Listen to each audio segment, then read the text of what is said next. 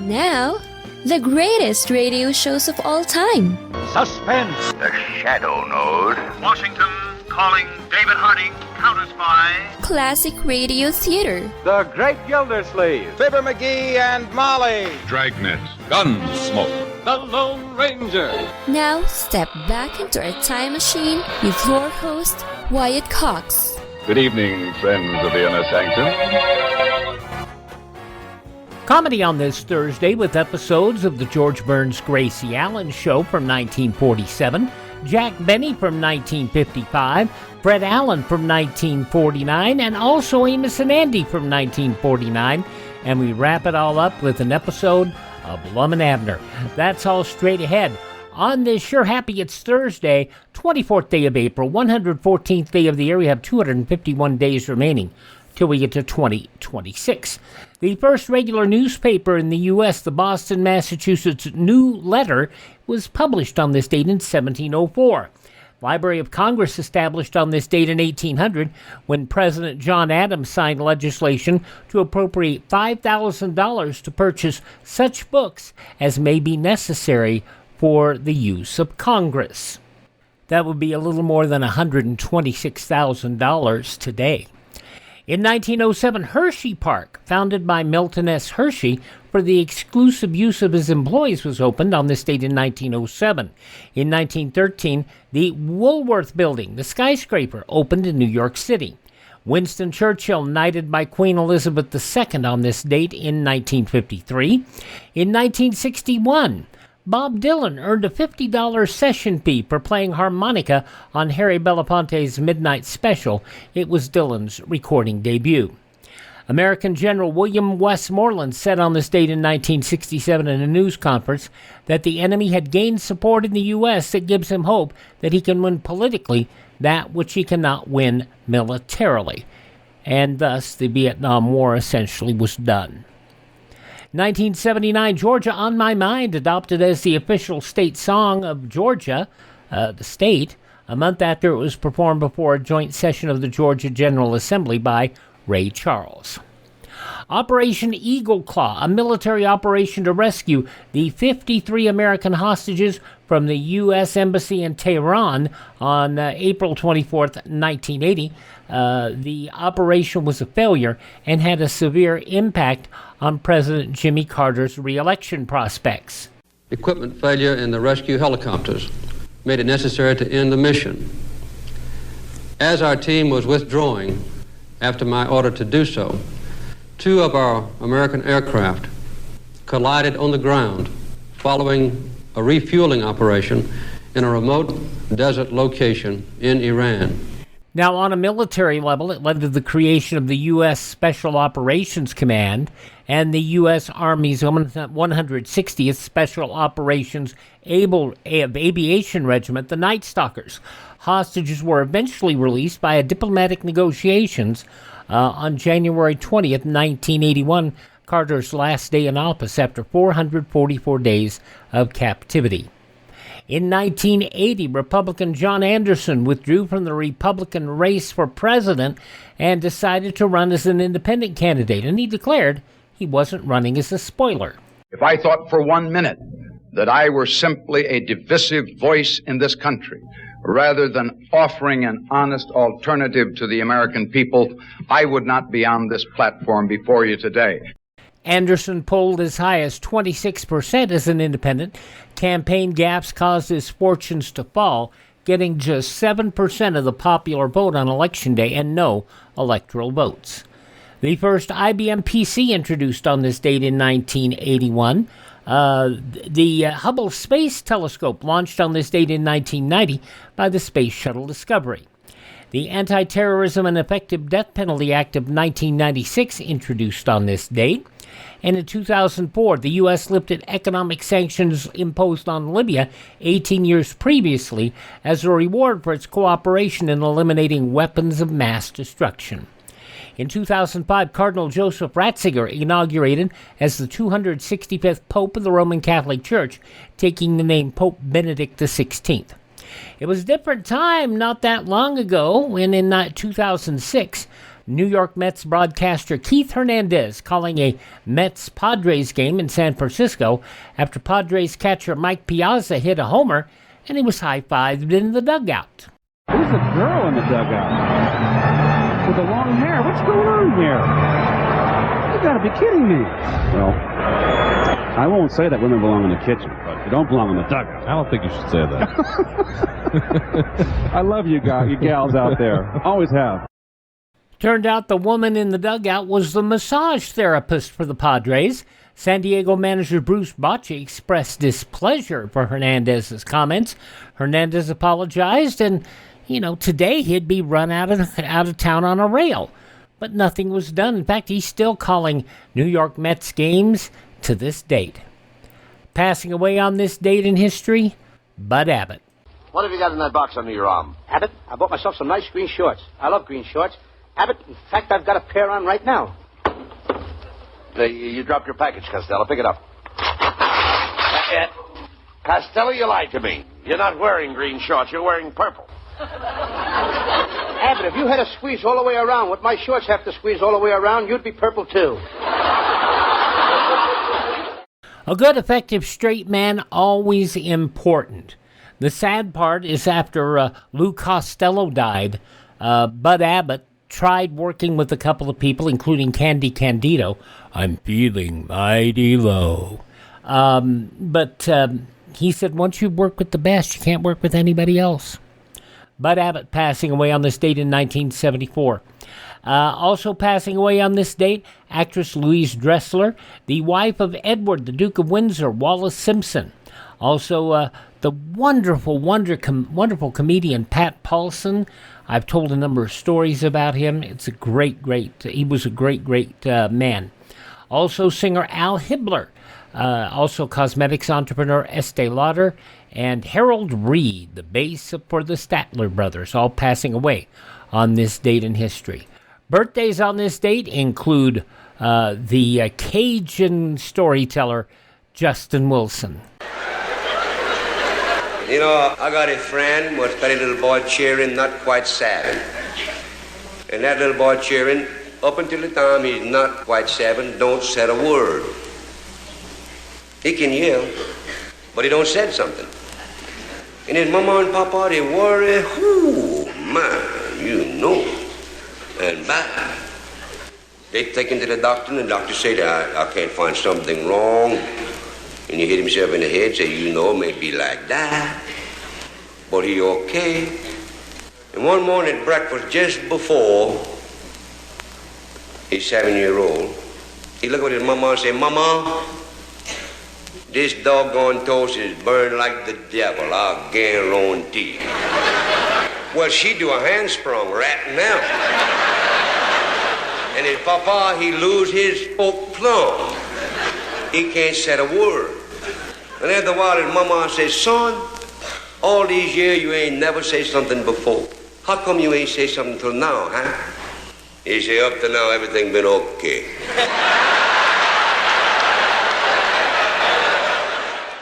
I cannot believe it's been 24 years since we lost Justin Wilson. He was born on this date back in 1914.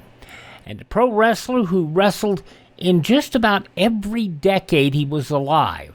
He didn't wrestle in the teens, but he wrestled in the 1920s and the 30s, 40s, 50s, 60s, 70s, 80s, and the 1990s. The great Lou Thez, born on this date in history.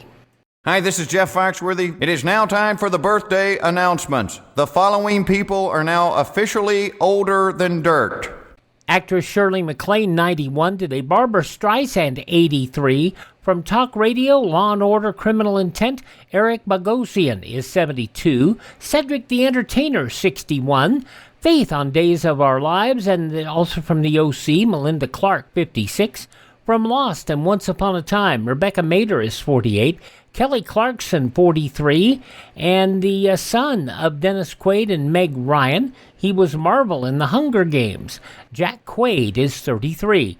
Those are just a few of the people who celebrate the 24th day of April as their birthday. If this is your birthday... Dun, dun, dun.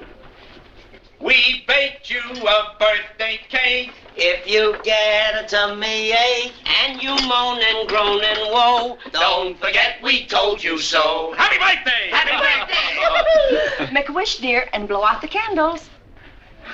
Here they go.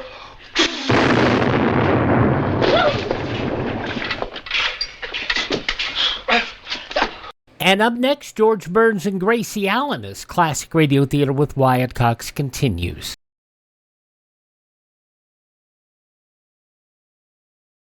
Daily, the broadcasts of Radio Free Europe and Radio Free Asia strike through the Iron Curtain, bringing the truth about the free world to the captive peoples behind it. Help send a message by giving to the 1952 Crusade for Freedom. And we get rolling here with George and Gracie, George Burns and Gracie Allen, as they, they're having issues with living with Bill Goodwin for some reason. Let's hear about that. 78 years ago, April 24th, 1947. Another cup of Maxwell House coffee, George? Well, sure. Pour me a cup, Gracie. You know, Maxwell House is always good to the last drop. And that drop's good, too. Yes, it's Maxwell House Coffee Time, starring George Burns and Gracie Allen.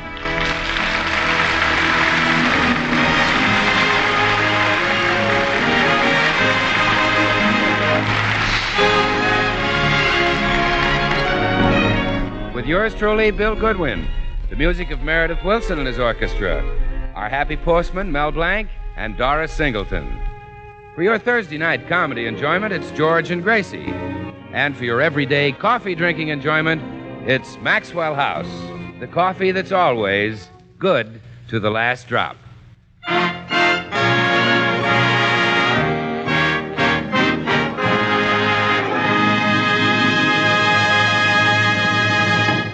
Last week, Gracie sold the Burns house, and she and George had no place to stay.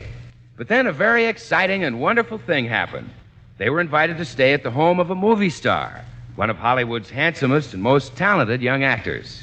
And that's where we find them now, discussing their charming and generous host. Is he Van Johnson? Is he Dana Andrews?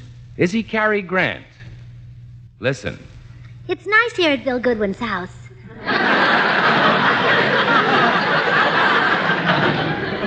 Yeah, it's swell of him to let us stay here. The only thing is, I wish those girls of his wouldn't telephone day and night. Oh, the women really chase after Bill, all right.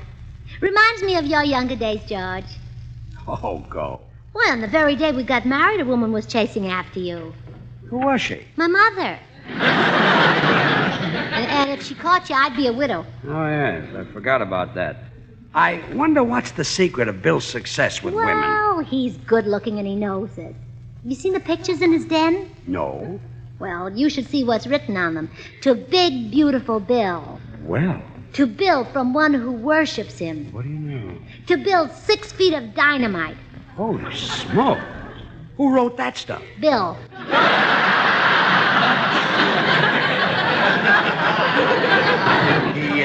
He wrote it himself? Well, why not? They're all pictures of him. Oh, his own Well, pictures. hello, Burnses. Hello, Bill. Oh, hello, pretty boy. Hello, host. Are you comfortable? Everything all right? Oh, yes, and it's sweet of you to let us stay with you until we find another house. Oh, as a matter of fact, Gracie, you're doing me a favor. Till you moved in, I was a typical bachelor with nobody to look after me. Now my meals are delicious, the house is spick and span, and my shirts have never been washed and ironed so beautifully. Oh. Well, George, don't stand there. Bill just paid you a compliment.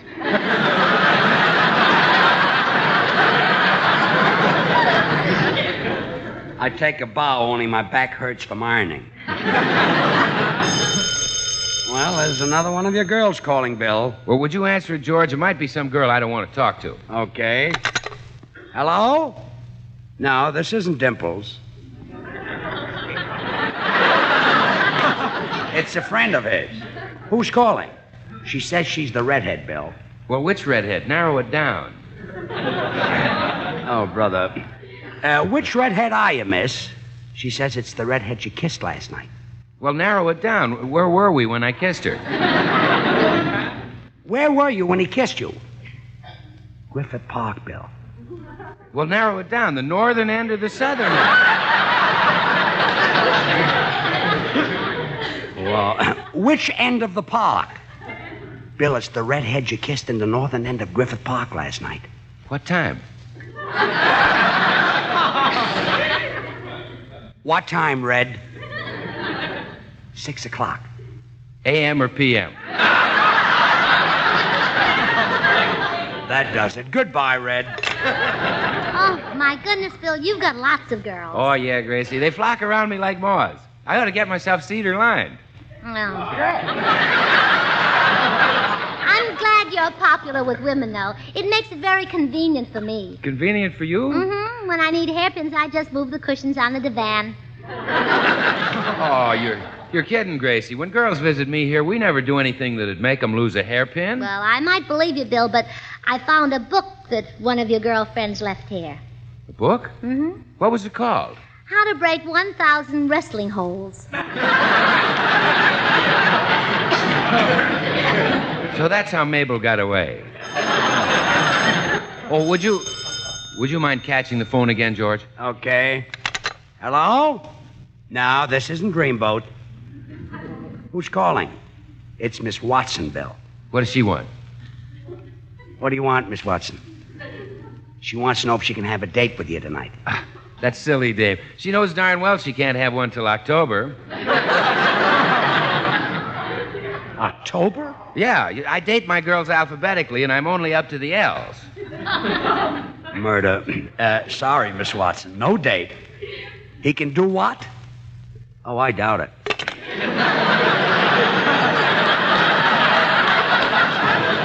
Boy, the way you treat those... Another one? Oh, you should have been here before the phone strike. Now I'm only getting calls from local girls. You take this one, Gracie. Okay. Hello? Yes, Superman's here. Who's calling? It's Hildegard, Bill. Which Hildegard, Gracie? The blonde or the brunette? Oh, I'll see. Are you a blonde or a brunette Hildegard? She says she's at the beauty shop now and you can have your choice.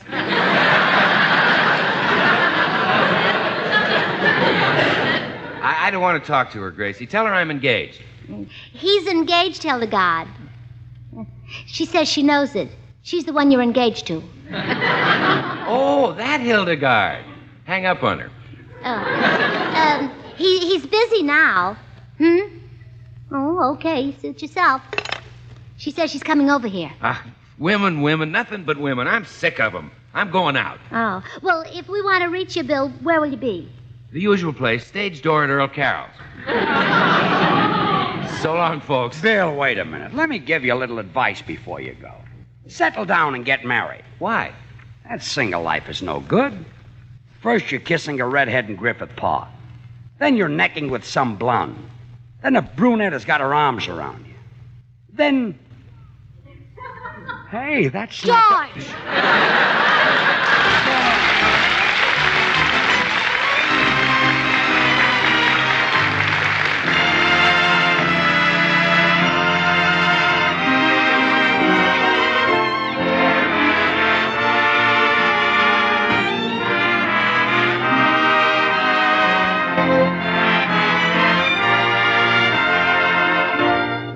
Well, this year's April showers are almost done with, Meredith.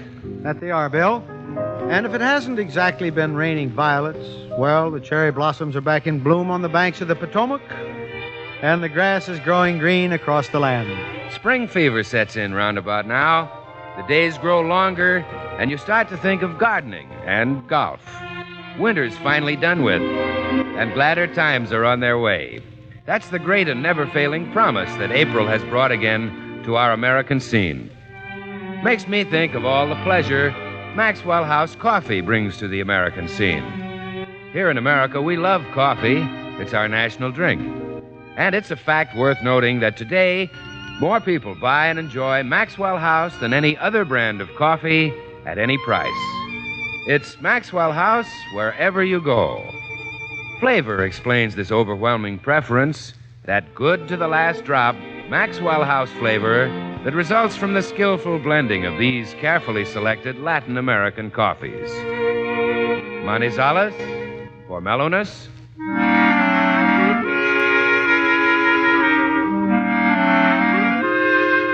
Medellins for richness.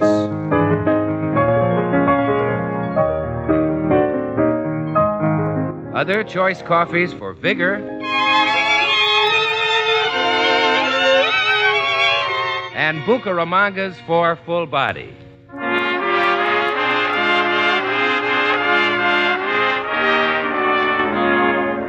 Adding up to great coffee at the peak of perfection. So, friends, why not enjoy the matchless pleasure of coffee at its best?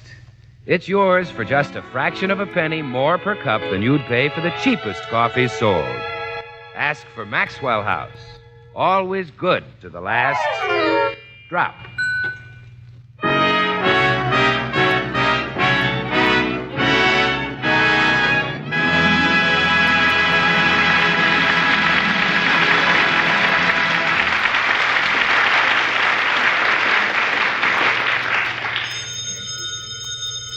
There's another one of Goodwin's babes on the phone. I'll get it. It's my turn. Hello? No, this isn't Honey Lips. He isn't here. Who am I? Just a friend of Bill. Oh, go on. I do not sound like Clark Gable. Hang up, George. Now, honestly, I don't sound like Gable. But I do look sort of like him.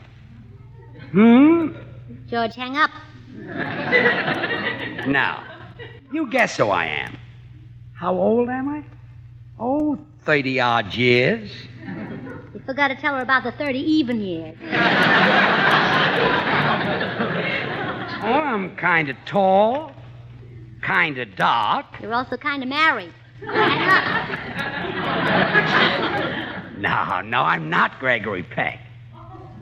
No, not Cornell Weil. But you're getting warm. So are you, so hang up. No, I'm not Robert Taylor. Give up, and I'll tell you. I'm George Burns. Hello? Hello? We got disconnected. Well, it's about time. Shame on you. You can't just go around saying anything you want to. Who do you think you are, Henry Wallace?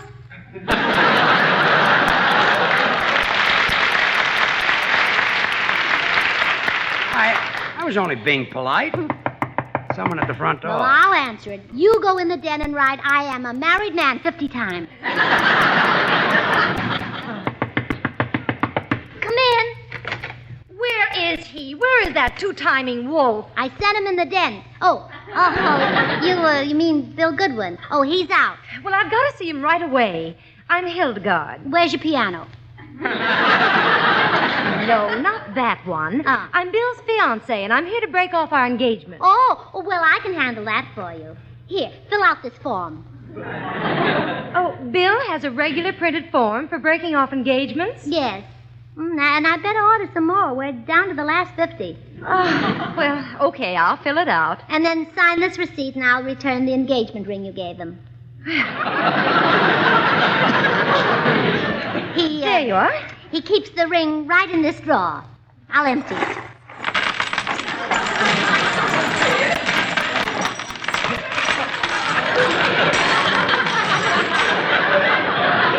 There you are. Now, pick yours out. Oh, has he been engaged to this many girls? Oh, this is just the 1947 crop. Say, how come you and Bill are breaking up? Oh, I'm getting so bored. Every day it's candy, flowers, champagne, expensive nightclubs. It's costing me a fortune. Yeah. I know what you mean. When my husband and I were engaged, he used to take my sister and me to the best places. We'd stay out till all hours. Really? Mm-hmm. Till all hours was gone and he had to start on his own.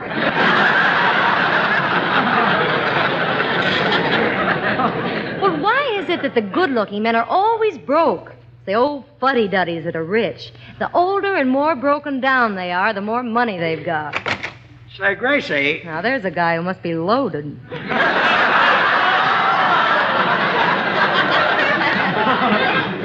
Huh? Oh, come here, sugar daddy. Let's get friendly.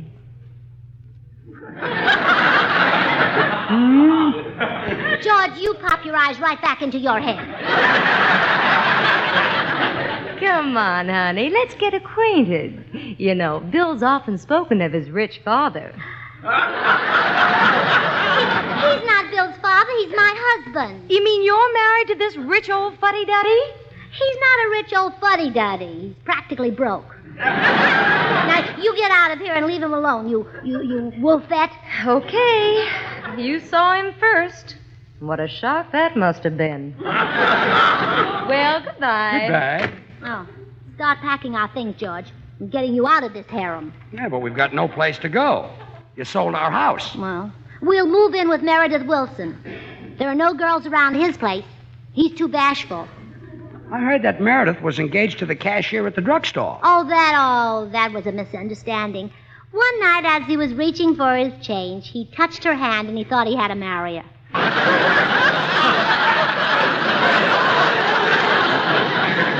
But, Gracie, we can't live with Meredith. The guy is such a bore. Meredith is a very nice man. Always plain and simple. Except when he puts on a Sunday suit. Then he's dressed up and simple. At least at Meredith, you'll be safe from designing women.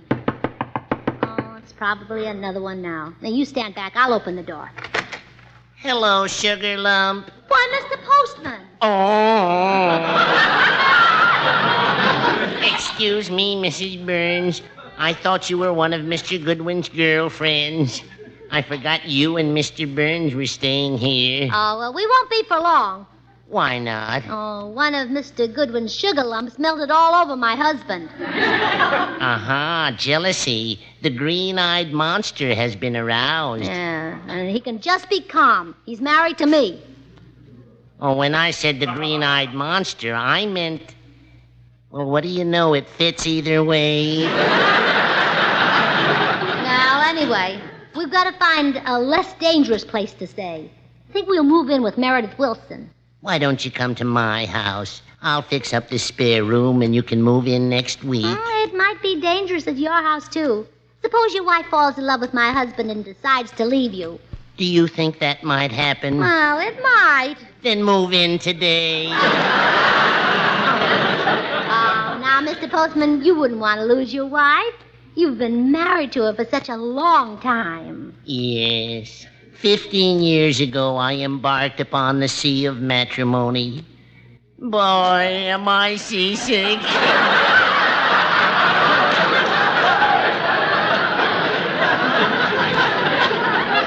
What's all the conversation about here? Hello, Mr. Postman. Oh, hello, Mr. Burns. George, the postman has offered us his spare room. Oh, great. Now we won't have to go to Meredith's. Besides, I've always been anxious to meet your wife, Mr. Postman. I'm anxious to have you meet her. I'll bet she's not at all like you've got her painted. I'll be glad to paint her any color you'd like. Get your things. I'll take you over to my house right now.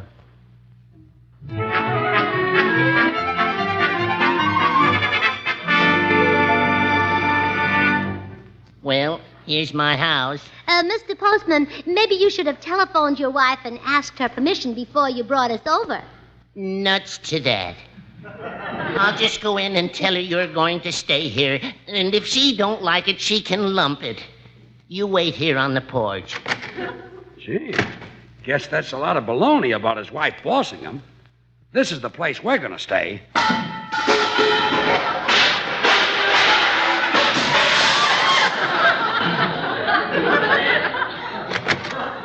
Goodbye, Mr. and Mrs. Burns. Remember, keep smiling. Come on, let's go.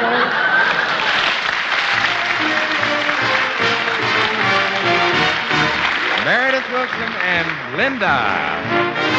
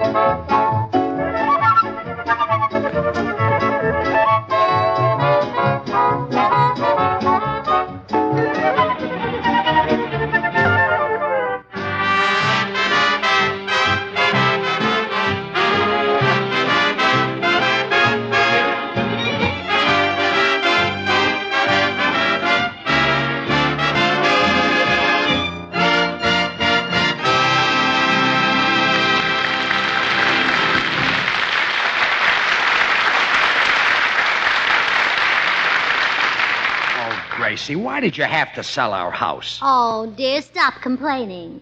It's nice here at Meredith's. Nice. We've only been here an hour, and already he's played 2 complete operas on his flute. Well, he's trying to be a good host, and we'll be polite if it kills us. But he said after dinner we're going to have Samson and Delilah. Well, if they're his friends, we'll be polite to them, too. Oh, sure. And besides, he isn't playing the flute now, is he? He would if he hadn't got his finger stuck in one of the holes. Yes. I hope poor Meredith doesn't have to go through life with that flute stuck on his finger. Although it would come in handy for scratching his back. Or mixing drinks. Yes, for that, it's handier, yes. Well, don't worry. He'll get it off. I never have any luck. Well, George, if his flute playing annoys you that much, I know how to stop him. How? Well, as soon as he starts to play, I'll suggest that you sing. I'll say that as long as we have the golden voice of radio with us, we should listen to him. You really think I have a golden voice? Oh, just look in your mouth. Why, your voice is such pure gold that on the way out, some of it got stuck in your teeth. From time to time, on every climb, blessings come from above. Hey, Burns, what are you doing here at Meredith's? Why'd you leave my house? Well, it was too dangerous for George. Bill, your girls gave him high blood pressure. Who gave him the blood? Go home, comedian. I've got enough trouble. And here he comes. Well, folks, I am now ready to play another flute solo. Oh, hello, Bill. Hi, Meredith. You should have been here a few minutes earlier, Bill. Got my digit caught in my flute.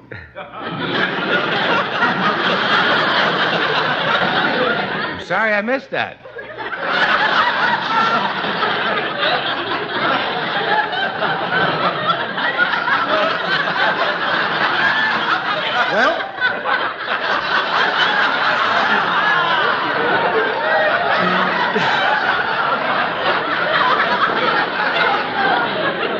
Well,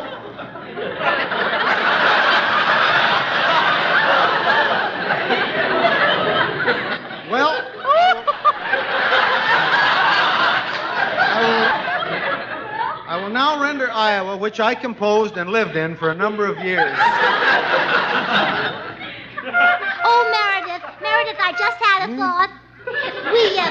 We love to hear you play the flute, but it just occurred to me that right in this room we have the golden voice of radio. Why don't we listen to him, the voice that thrills millions? Well, thanks, Gracie. I guess it does thrill millions when I say that Maxwell House is rich, delicious, and mellow. And it's true. That famous good to the last drop flavor, you know, is the result of careful selection and blending of premium Latin American coffees, radiant roasted to perfection. Well, Bill, I meant that I wanted George to sing. Oh, well, go right ahead, George. Why, sing Meredith's song, Iowa. Okay. Iowa. I think you sing beautifully. Go right ahead. Thanks. Iowa. I love to hear you sing, George. Thanks. Iowa. You're swell. Thanks. Iowa.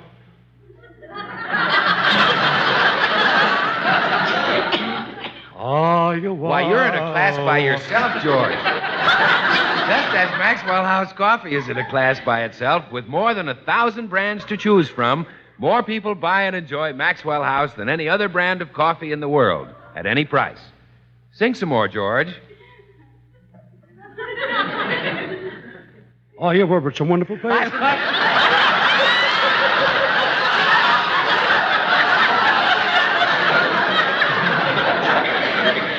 You sing Iowa because it reminds me that I owe a lot to Maxwell House Coffee. Oh, no. Oh, yes. Stop me for that. And so do millions of other people. Maxwell House is the very best in coffee drinking pleasure, yet it costs but a fraction of a penny more per cup than the cheapest coffee you can buy. I owe a lot to Maxwell House. I know how to fix you, wise guy. I'll just move into another state. Arizona. Arizona, one coffee that gives you so much more for so little. Arizona, one coffee. Oh, yes. It stretched it a little. That's why so many millions of Americans agree today's coffee buy is Maxwell House, the coffee that's always good to the last drop. And that comes to you straight from Bill Goodwin, the golden voice of radio. Bill, if you're the golden voice of radio, what do you call George? I better not say, Gracie. They cut Fred Allen off the air for much less. So long. So long.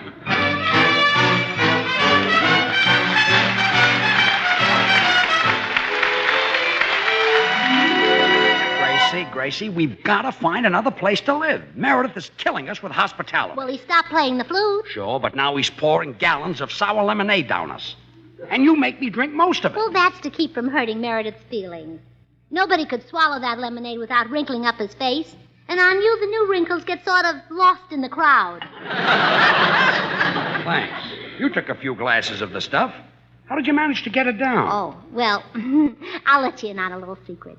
Did you notice that I walked over now and then and admired Meredith's goldfish? Yeah? Well, look at the wrinkles on their faces. Poor fish.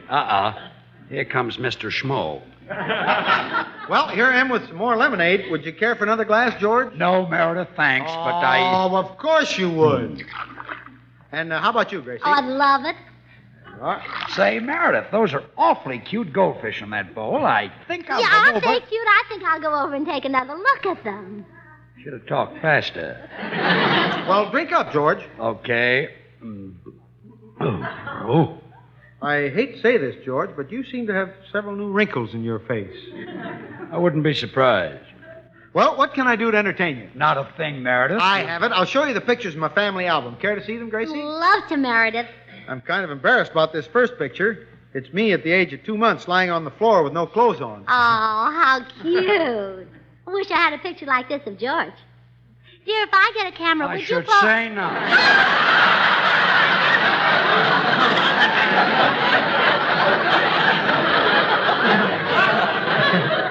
Now, here's a picture of me on the farm. I'm standing beside my father's prized stalk of corn. Oh, how nice. Those are the largest ears ever seen in Iowa. Well, they hardly show with your hat on. I was referring to the ears on that tall corn. So was Gracie. Meredith, who's this? Well, that's my father at the county fair. I took that picture myself. Oh, it's good. And here's a picture of my father at the age of 10. Did you take that one, too? No. Now, here's a picture of Bolivar Wilson. He's my cousin twice removed. Oh, they came and got him twice, huh? Oh, no. Bolivar's quite intelligent. Drinks ink. He drinks ink? Yes, to prolong his life. He noticed that fountain pens which are filled with ink are guaranteed to last forever. So Bolivar's trying it. This is murder. Say, George, how about some more lemonade? Well, if it's all the same to you, I'll take a glass of ink with an egg in it. Well, we might as well finish the lemonade first. Hold out your glass. Yeah, make George. another batch. Go out and make another batch. I'll do it. Look, Gracie, you can stay here with Meredith if you want to, but I'm going to get myself a room. In a hotel? No, at a hospital. I don't feel good.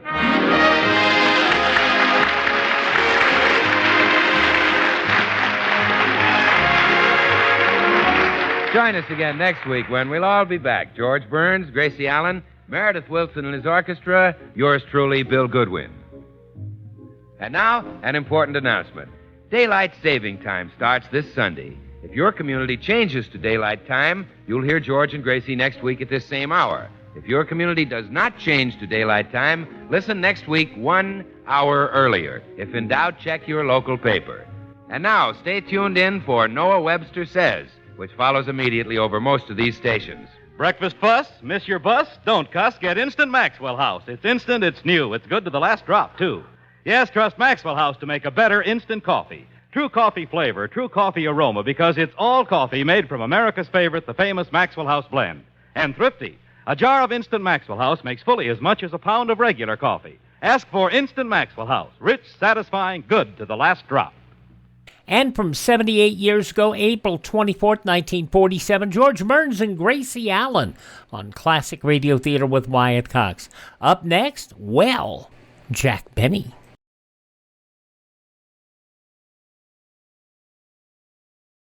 Do you know how old the school building in your community is? If it's over 25 years old, the chances are that it's woefully inadequate.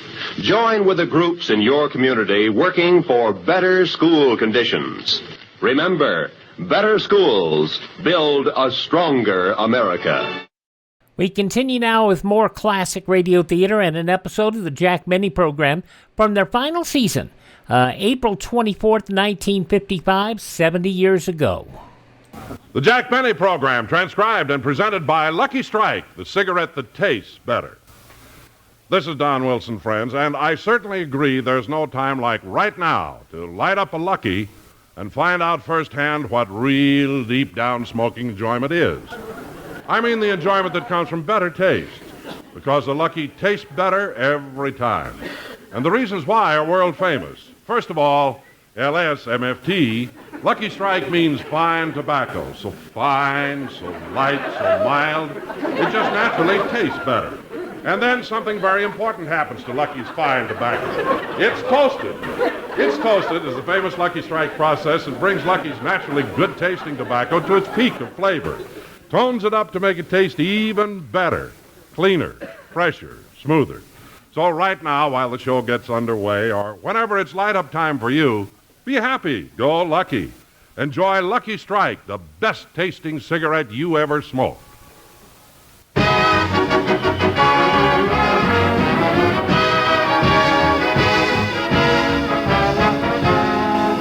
Lucky Strike program starring Jack Benny with Mary Livingston, Rochester, Dennis Day, Bob Crosby, and yours truly, Don Wilson.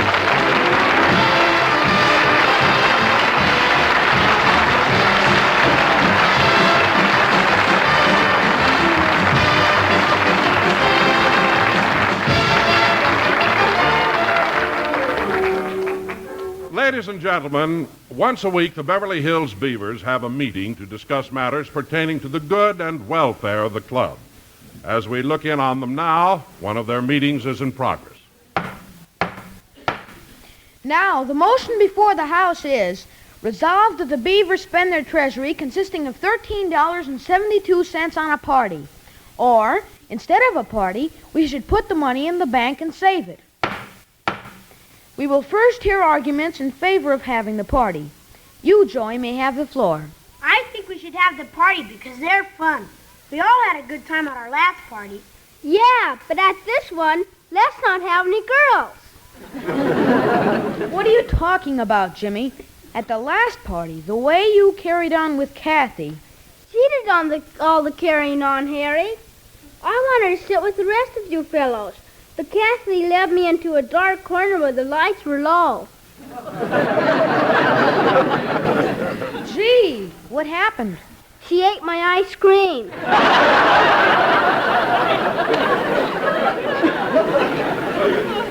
Well, I think girls are fun at a party. I don't know. I agree with Jimmy. The last party, we fellows wanted to go out and play tag or hide and go seek and baseball. But the girls made us play post office. Oh, boy, was that disgusting.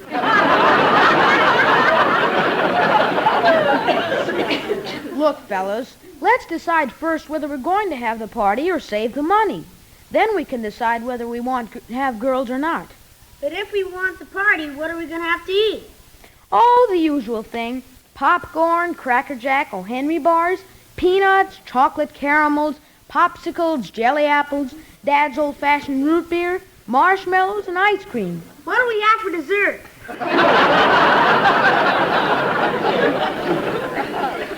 Look, fellas, first let's settle where we're going to have the party.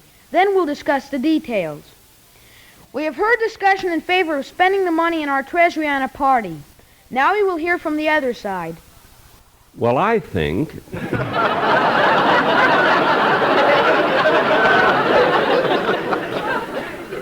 I think we ought to put the money in the bank. And as the senior advisor to the Beavers, I'd like to tell you why. Here he goes again with that. A penny saved, and a penny earned junk.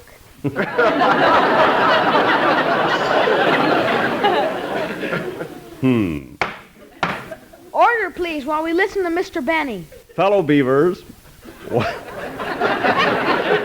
Fellow Beavers, while I'll admit that parties are fun, you've got to be practical and save money. And compared to money, parties are Inconsequential. Yes. Inconsequential. I-N-C-O. I know how to spell it.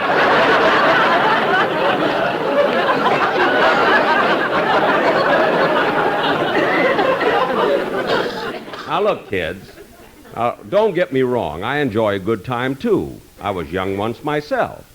Well, I remember when I was a kid, we used to have parties with girls and everything. Gee, did they have girls in those days?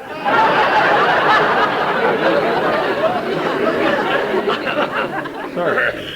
Now, look, fellas, if you want to have a party, I'll show you I'm a good sport. We can have the party at my house. Good, let's have it tomorrow. No, let's have it Friday. No, let's have it Saturday. Now, let's not rush into the party. Let's at least wait till it's somebody's birthday so we'll get something. How about that? Fine. I make a motion that we adjourn. I second the motion.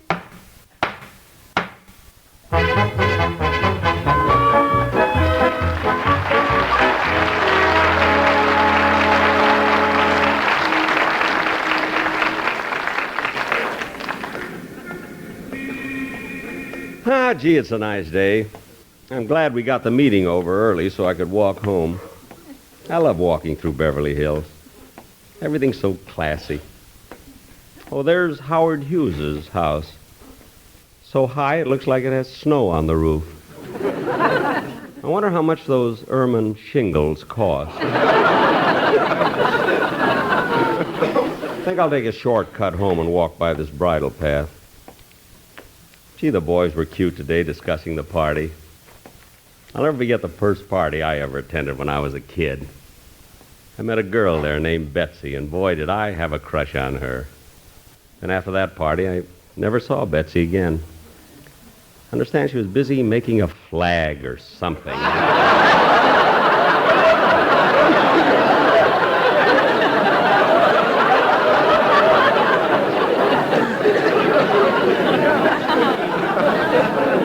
Sometimes I think that they ought to get out of the way of the man riding up on the horse there. Hello, Mr. Benny. Why, Mr. Kitzel!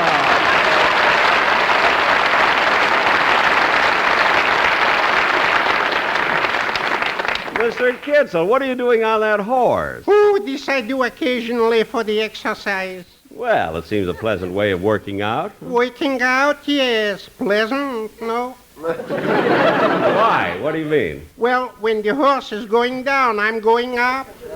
And when the horse is coming up, I'm coming down. And when we are coming together, it's not exactly inconsequential. Inconsequential? I-N-C... I know how to spell it!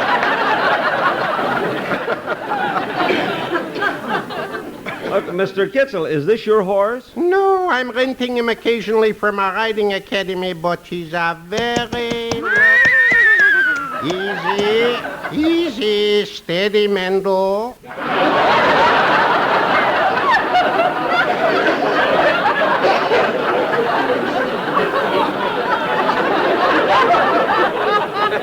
Mr. Kitzel, the horse's name is Mendel? Only when I'm riding him.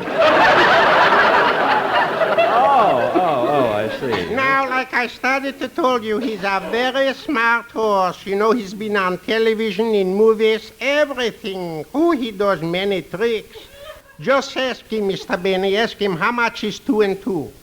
Okay. Tell me, horsey, how much is 2 and 2?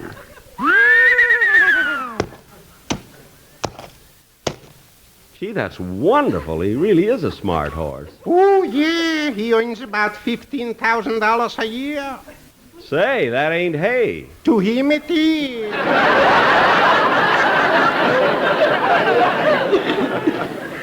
Yeah, gee, he's a nice-looking horse. Huh?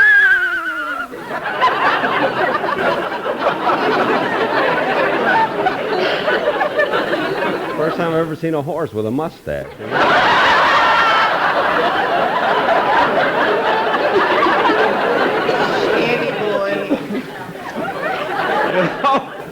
Mr. Kitzel, a horse is an amazing animal. It's so huge and tremendous, and yet the hair from its tail makes a thing as delicate as the bow for my violin.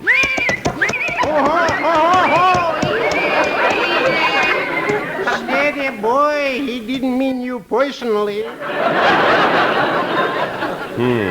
Well, I got to be galloping along.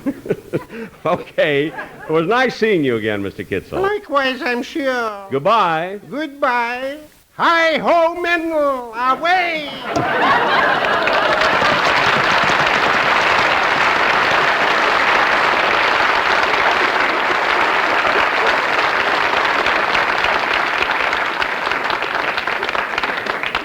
What a clever horse that was.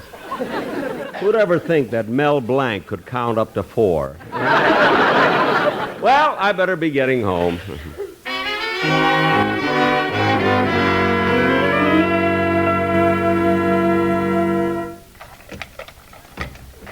Is that you, Mr. Benny? Yes, Rochester.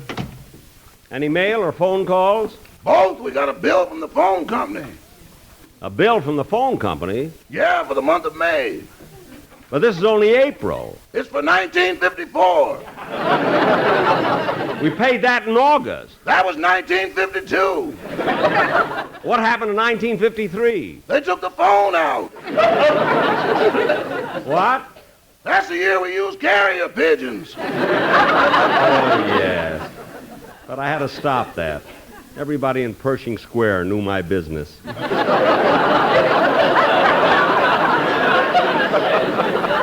Well, I think I'll go in the library and read a while. Oh, I forgot to tell you. Mr. Wilson is here to see you. Don Wilson, where is he? Asleep in the den. Asleep? Well, I'll go in and see him.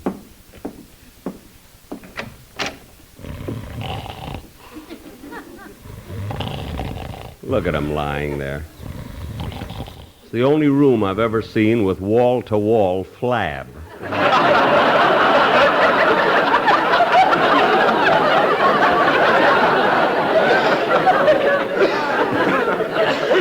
Hello, Don. Boss, he must be dreaming about something to eat. He's got his thumb in his mouth. What? Right up to the elbow. Yeah, I better take it out.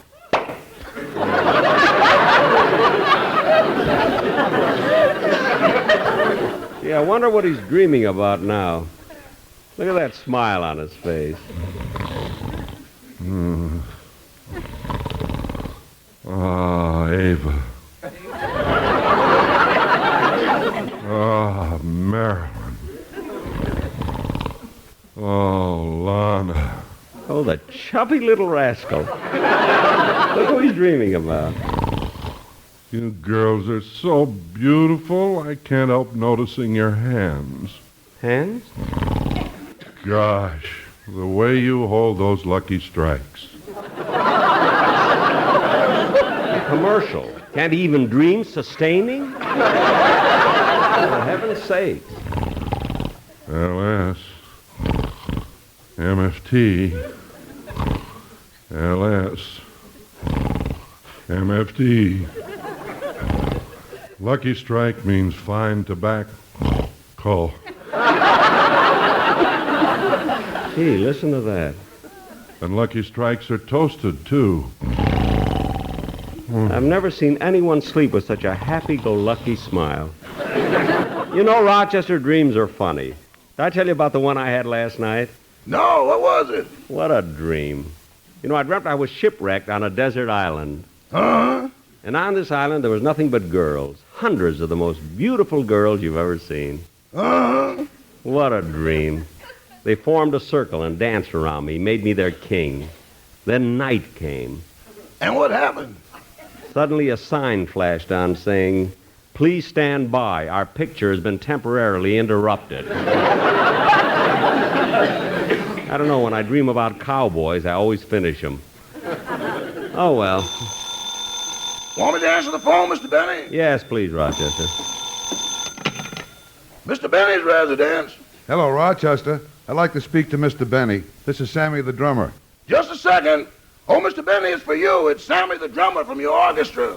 Oh, thanks. Hello, Sammy. Say, Jack, would it be okay if Charlie Bagby missed the band rehearsal tomorrow? Why, what's the matter with Charlie? Well, he hasn't recovered from the accident he had on the fishing trip we took to Lake Mead last week. I didn't know he had an accident. What happened? He fell off the boat and disappeared under the water. Disappeared under the water? Yeah, we couldn't find him. We tried everything. We even baited a hook with a bottle of Old Crow, hoping he'd bite on it. Gee, that ought to have trapped Charlie. It didn't, though. All we caught was Frank Remley. Wait a minute. Remley didn't fall in the water, too, did he? He wasn't even on a boat. He swam in from Los Angeles.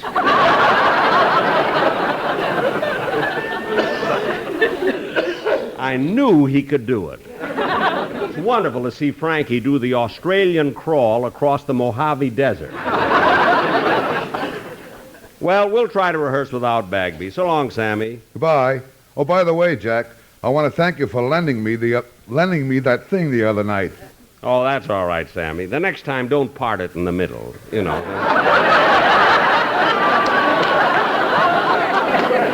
So long. Say, Rochester, I'd like... Where did he go? I wasn't asking you. Oh, Rochester. I'm in the kitchen. Oh. What are you doing? I'm oiling the garbage disposal. Why does it need oiling? Because we've had it 5 years and haven't disposed of anything. Look, Rochester, that's the trouble with... Want me to answer the door? No, I'll get it. Oh, Mr. Sandman, let me finish my dream. The one on the island, I'll keep it clean.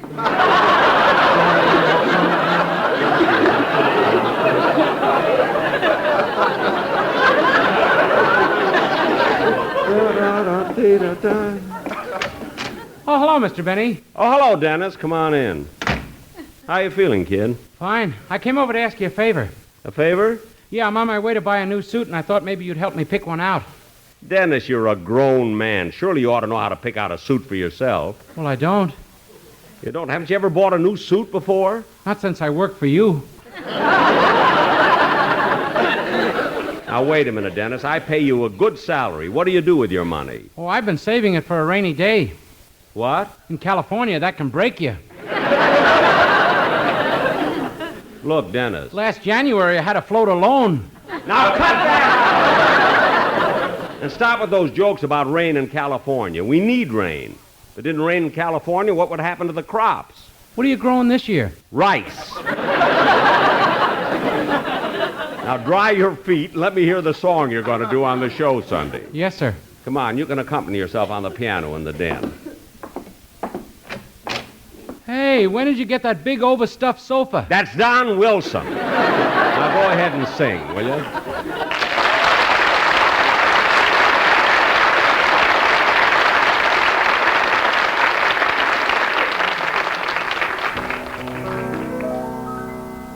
When I grow too old to dream, I'll have you to when I grow too old to dream, your love will live in my heart. So kiss me, my sweet, and so let us part. And when I grow too old to dream, that kiss will live in my heart. Then kiss me, my sweet,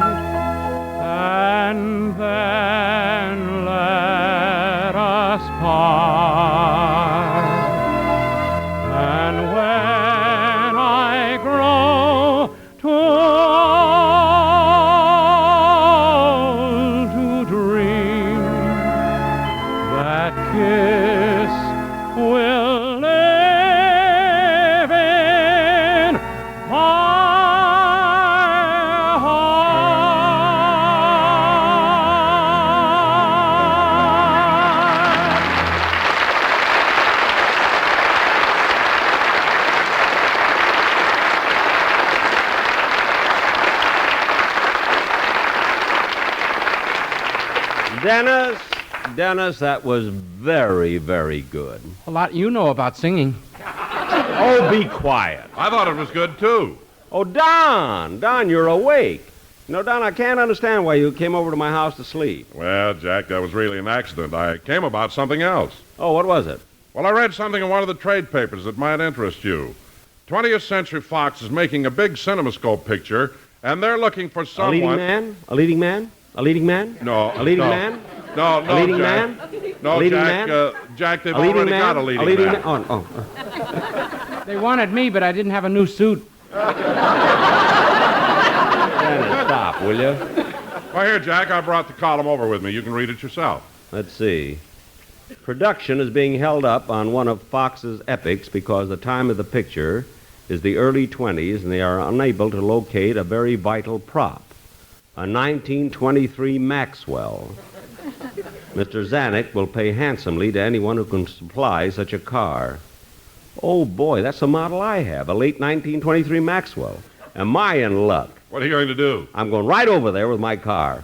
Oh, Rochester! Yes, Mr. Benny? Get the car. We're going over to 20th Century Fox Studios. Fox Studios? With pictures I thought we were Oscarsfield. It's not me they want, it's my car. Come on, let's get going. Yeah, but what about my suit? We'll drop you off on the way to the studio. Do you want to come too, Don? No, I'll just stay here and sleep. Okay, come on, Dennis. Let's get in the car. Dennis, what kind of a suit do you want to get? Well, something with 2 pair of pants. I can wear them both at once like my friend does. Your friend wears 2 pairs of pants at once? What's his name? Mendel. He's a horse.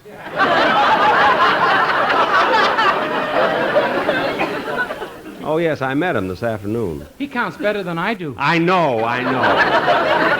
Come on, get in the car. Okay, start the car, Rochester. Yes, sir.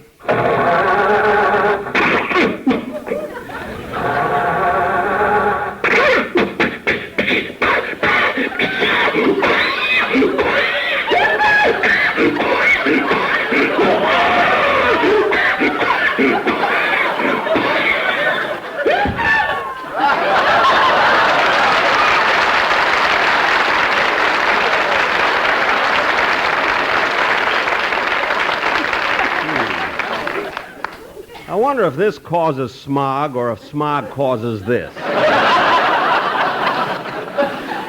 Try it again, Rochester. Yes, sir.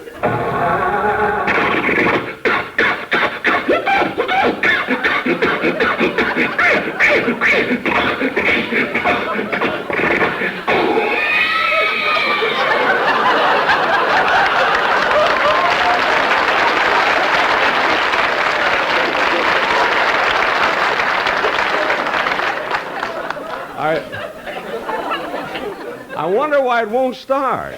Uh-oh, it's my fault, Mr. Billy. I forgot to put in the clutch. Rochester, where are you going? To get the clutch. Now, look, stop with the jokes and start the car, will you? Yes, sir.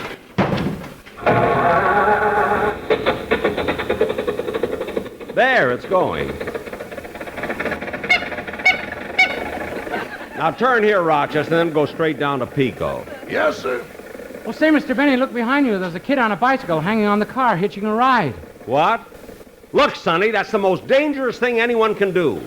Didn't your parents tell you to be careful when you're on a bike and never to hitch rides on cars? Now let go. Okay, mister. Mr. Benny, you should have let that kid hold on. Why? I'm embarrassed. He just passed us. That's right. Yes, sir. Hey, look at that. What? Up in the sky, that blue and gray pigeon with the thing tied to his leg. No wonder Claudette didn't come to my party last year. She didn't get the invitation. Everybody from Pershing Square was there, but no Claudette. Oh, Rochester, pull in at that filling station on the corner. What for? I'm going to have the car filled with gas. Oh, boy, this is exciting. Dennis, keep quiet. And Rochester, after you get the car filled up, we'll drop Dennis off and then go to the studio.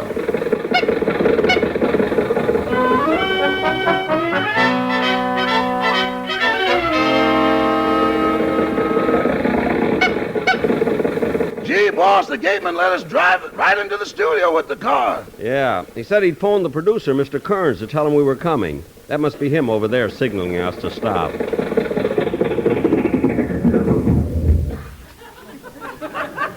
I mean, are you Mr. Kearns? Oh, yes. Are you the man with the car? That's right. Here it is. Oh, wait a minute. This won't do at all. We want a Maxwell. And on this car it says Lincoln. He was the first owner. Now, don't be so funny. That's a Lincoln hubcap we found, Mr. Kearns. Oh, well, then why are you using it for a door? 'Cause it fits. It fits. It's a 1923 Maxwell. Oh, yes, so it is. So it is. Oh, now, Mr. Benny, let's get down to business. Will $50 be all right? Only 50? Make it 75 and it's a deal. Oh, that's a lot of money for renting a car, $75 a day. A day? I thought you wanted to buy it. Yeah, I think 50 is a fair price. Oh, good. Now, I'd like to hear how the motor sounds. Rochester, start the car again, will you? Yes, sir. All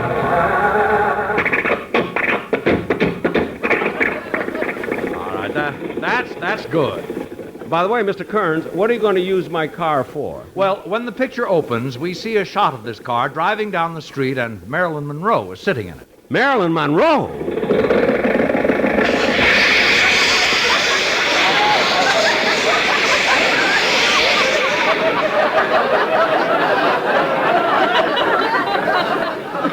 Roger, the radiator blew its cap. See if you can fix it. Well, the motor sounds okay. You can turn it off. Now, Mr. Benny, if you'll just sign this paper, we'll consummate the deal. Okay, but what else are you going to do with my car in the picture? Well, in the final scene, we're going to run it off a 1,000-foot cliff. My car? You're going to run my car off a cliff? Yes. You mean it hasn't already been done? Certainly not. And I can't agree to a deal like that. This car's been with me so long, it's almost part of me. Gee, if this car were run off a cliff, it would be like me being pushed off a cliff. Well, that's a deal you should discuss with Warner Brothers.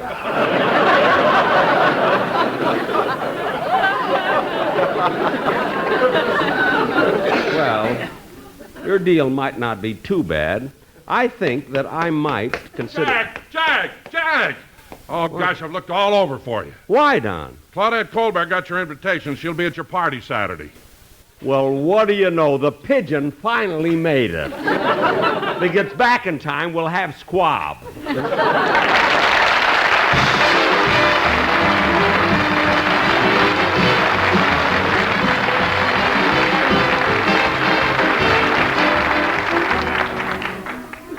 Ladies and gentlemen, tonight, through carelessness, a fire could start. A fire that could claim your life and the lives of your children. Don't let it happen. Be on guard constantly against fire. Make sure every match, every cigarette is put out. Always check the ashtrays before leaving the house or retiring for the night. Observe all fire regulations. Remember, only you can prevent fires. Thank you.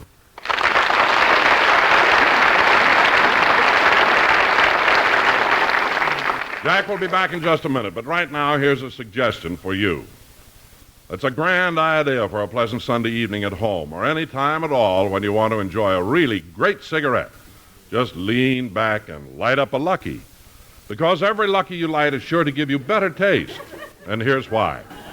First, Luckies are made of fine tobacco. Oh, shut up. Lucky Strike means fine tobacco. Light, mild, naturally good-tasting tobacco.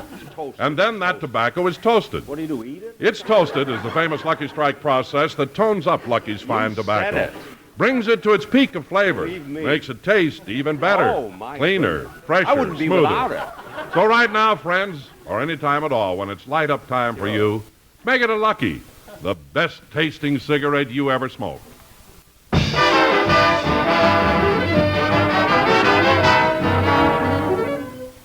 Hold still, Mr. Benny. Look, I Please, want Mr. Benny, don't talk till I'm finished taking your temperature and your pulse. Now, look, Jack, you better not move or you'll disturb the splints. How was I to know when the car went over the cliff I'd have to be driving it? But some people won't do for money. I think that's the silliest thing Hello? Oh, now, wait a minute. Well, okay, I'll be there. Who was that, Jack?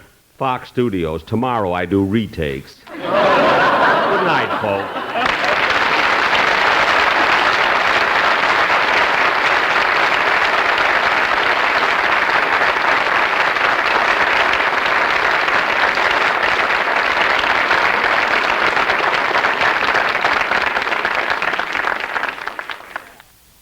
A master recording before editing of the Jack Benny program from 70 years ago, April 24th, 1955, here on Classic Radio Theater with Wyatt Cox.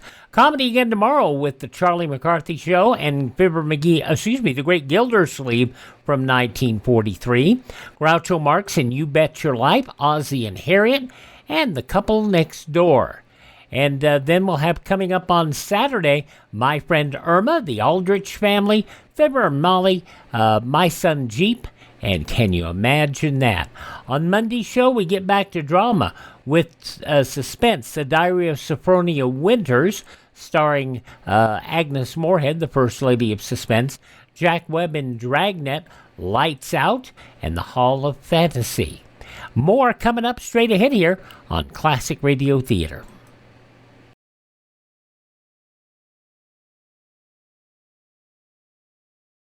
Alert Americans will heed history's lessons. Throughout history, surprise has had a leading role in military disasters. Today, an enemy capable of surprise air attack could leave chaos in his wake. That's why you should be in the Civilian Ground Observer Corps, volunteering a few hours a week to guard our skies. Be a ground observer. Contact your local civilian defense office.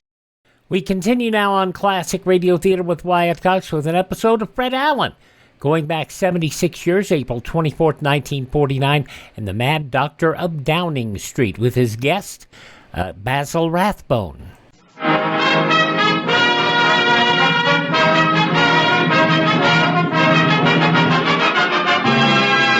The Ford Dealers of America present the Fred Allen Show.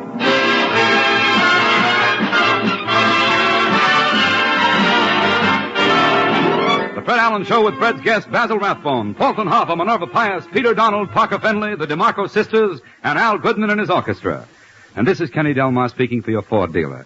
It has been years since any new development in trucks has created such a sensation as the new line of Ford trucks. In the first place, they're tomorrow.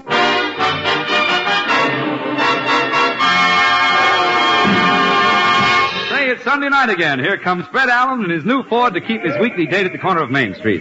As Fred turns to lock his Ford, he hears a voice say, Mr. Allen! Portland, gee whiz. Portland, what is that poster you just tacked up on the telephone pole? This is Natural Health Week. Natural Health Week. Well, it's about time we had a health week. Lately, we've had nothing but disease weeks. Sinus week, have your appendix out week, get a friend to look in and see if your tonsils are infected week. If people observe Natural Health Week, they'll live forever. Oh, that's bad. If people live forever, what will become of the undertakers? They'll all be busy. Busy doing what? Burying doctors.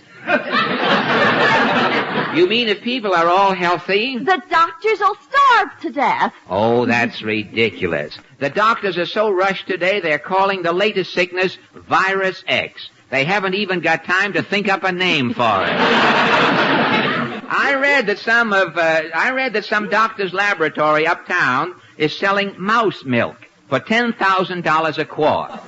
Only a quart to a customer, 1 quart. How do they milk the mouse? Well, they use tweezers and a small Dixie cup. And a man with a light touch, I understand. Told to me on excellent authority, which I checked out later in the day. What'd he say? That's awful. I'm stealing from Maury Amsterdam.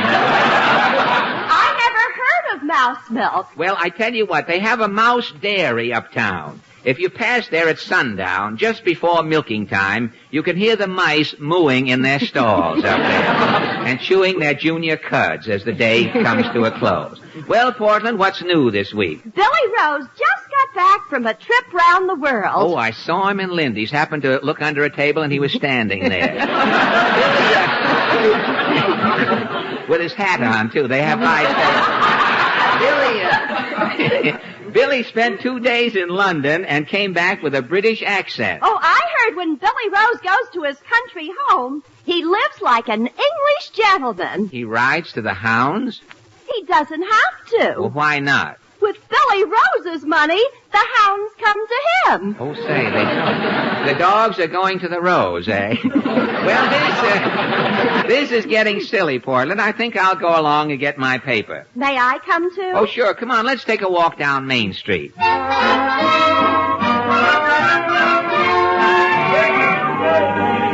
What does the paper say? Say, here's a political ad. Look at this. Alonzo Squires is running for the city council in Charlotte, North Carolina. Imagine he's got an ad way up here in the New York paper. Look at this, a thought for today. What is this? The emptiest man in the world is the man who is full of himself. Say, here's something. Don't bother with that. We'll take it up. I'll ask questions later. Here's something. Look at this. The Secretary of the National Education Association says that schools are not neglecting the 3 R's, and that he also claims here the techniques of teaching are vastly improved. Do you think the methods of teaching are better? Say, it's so long since I went to school, I don't even know, Portland. I tell you, I'll ask some people now as we're walking down Main Street. This man coming along, drooling on his lapel to keep his gardenia fresh. Pardon me, sir. Claghorn, say Claghorn's the name. Senator Claghorn, that is. Well, sir. Don't hem and haw, son. Shoot it to me. What's on your mind? Well, Let's go, son. I'm busier than a glutton loose in a pantry. You're busy? Yeah, me and Harry opened the baseball season down in Washington. Harry threw out the first ball. Did the president enjoy participating? You couldn't stop him. The way things are going, Harry will play ball with anybody. Good. Harry couldn't wait to throw that first ball out to the Washington team. Why? It was the first time this year the Senators took anything from Harry. Senator, I noticed that Governor Dewey went to the Yankee game. Yeah, I seen the picture in the paper, son. Yes? First, I didn't recognize Governor Dewey with that mustache. No? I thought it was some man eating a Hershey bar sideways. Oh, I read that Mr. Dewey is going to Europe. Well, he's doing the smart thing, son. Going to Europe? When he comes back, Dewey's going to enter the country as an immigrant and start all over. Well, Senator, what about scattered applause? You notice I'll let it accumulate and give it to you in a lump later. Senator, what about our question tonight? Do you think the techniques of teaching at school have improved? Well, son, the foundation of our American school is the 3 R's. What about foreign schools? Russia has the 3 R's. Russia has the 3 R's? Poland's ours, Hungary's ours, and Bulgaria's ours. Well, how about teaching in this country, Senator? Well, son, the greatest teacher in the U.S. today is little old Harry Truman. He's the greatest teacher? At the last election, Harry taught 40 million Republicans a lesson. So long, son. So long, that is.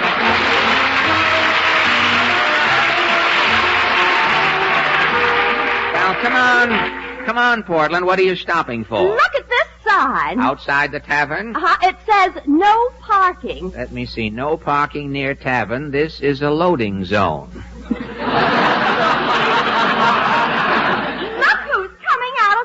Station. Who? Titus Moody. Hi, Mr. Moody. Howdy, Bub.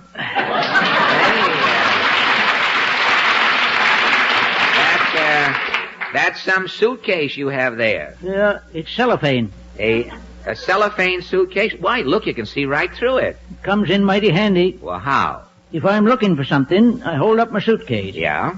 If I can't see what I'm looking for, I know I got it on. Well, that's Well, Mr. Moody, about this school business. Now, do you think the teaching methods have improved? Oh, shucks, I don't know nothing about schools. Oh, really? No, my whole family was so ignorant there was a law against us. You were really ignorant, eh? My pa not only didn't know nothing, he didn't suspect nothing.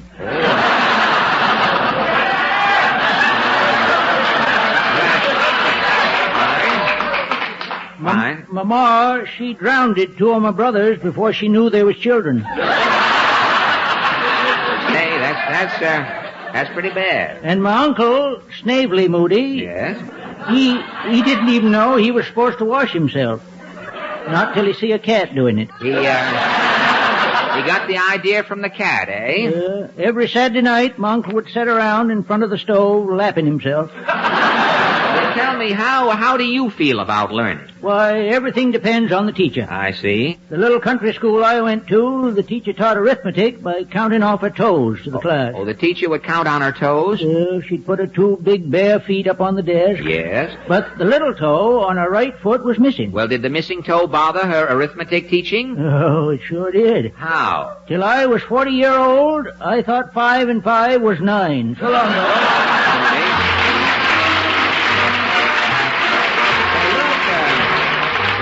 Look, Portland, look, a new bakery just opened on Main Street. Oh, Mama says it's run by a midget. How does your mother know the bakery is run by a midget? All they sell is shortcake. Oh, I see. Well, I get it. Very good, semi-clever, I'd say. Look who's coming out of the bingo game. Mrs. Nussbaum, tell me, how did you do playing bingo? My luck a horseshoe should have. You are not bringing home the bacon? Not to my home. I couldn't stop tonight. I'm in a hurry. I couldn't talking anymore. What, Mrs. Nussbaum? It's too bad Mrs. Nussbaum couldn't stop. What do you know? Well, it's all right. I tell you, I'll try this little man coming along carrying the green flag. Hi, buddy. Oh, how do you do? Ajax Cassidy. What is that green flag with the gold harp on it, Ajax? Erin Gobra. You mean you're celebrating? Haven't you heard the news, you heathen infidel? Ireland is free. Have you been celebrating all week? Me boy, as soon as word reached Kerrigan's, we all drank a toast to the Republic. Yes. Then we drank a toast to Eamon de Valera. Yes. Next, a toast to King George. Yes. Then a toast to Martin Downey. Yes. Then a voice said, "This drink is on the house." On the house. How we all got up there, nobody knew.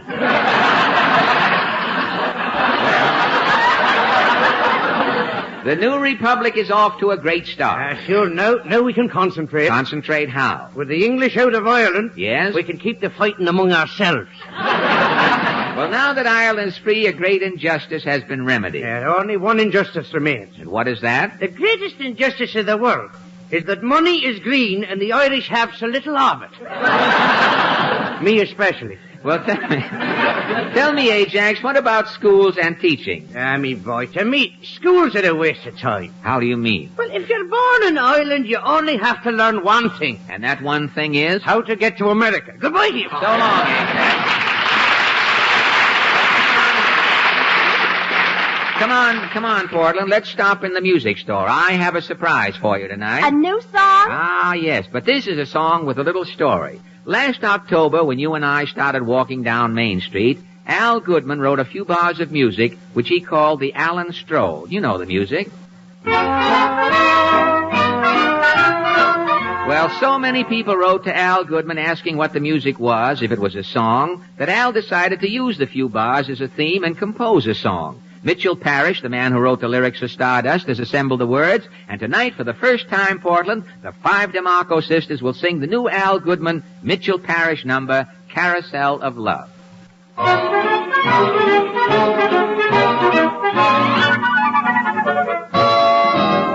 Here I go again, riding on the carousel of love, round and around, round and around, round and around, merrily on the road to nowhere.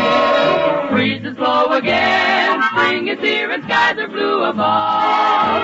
I should beware, but I don't care. What do I care? Riding the carousel of love. I thought that I was smart, careful with my heart. Love and I were really through. But that was long ago. How was I to know that I'd meet lovely you? So here I go again, riding on the carousel of love. Round and around, round and around, round and around, head over heels in love with you.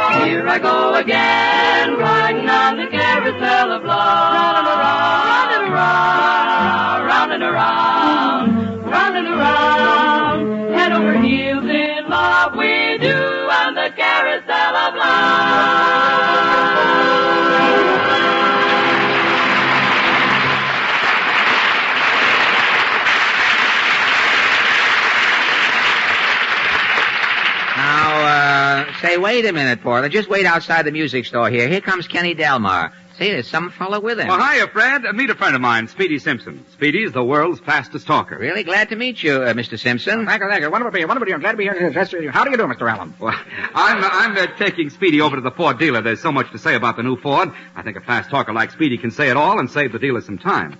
Show Fred what I mean, Speedy. Well, I want to put out the proudest on the new model for the character. It's equipped with the Mistral, which is the latest thing with the revolving wheels, and that won the Fashion Academy Award. Oh, say. Yeah, you see, Fred, in 2 seconds, Speedy told how the New York Fashion Academy picked Ford as the fashion car of the year because Ford is ahead in design and style appeal. Say, he sure did. Speedy covered everything as far as I'm concerned. Yeah, and when it comes to describing the wonderful feeling you get when you drive the new Ford, that smooth midship ride, those sofa-wide seats, those magic action brakes, I would take the average talker all day to describe the new Ford feel. See how long it takes Speedy to do it. I'll take no time to point out the distance of the standards of the new Fingal, which certainly is evident by the rheumatic tire. And what's more, take a look at any pair and you'll see the model with the big picture windows and choice of engines V8 or 6. 4 seconds. Right. 4 seconds. I timed it. Speedy told the whole story, and he also mentioned Ford's recent price reduction. Oh, wait a minute, Kenny. I didn't hear that. I didn't hear that about the price reductions. Was that in there, too? Fred, I heard it I distinctly. didn't decipher it. Just got away from me. Well, I followed him right up to the end. To the V8 engines, but the price reductions got away But from me. Speedy doesn't miss a trick. But how can anyone understand Speedy? Well, if you can't understand Speedy, just go down to the Ford dealers and see the Ford's good looks. Drive it and feel the difference. And those lower prices speak for themselves. Let's go, Speedy. I want to be here. Glad to see you. Not so long, Mr. Allen. Don't mention it, Speedy. So long, Kenny.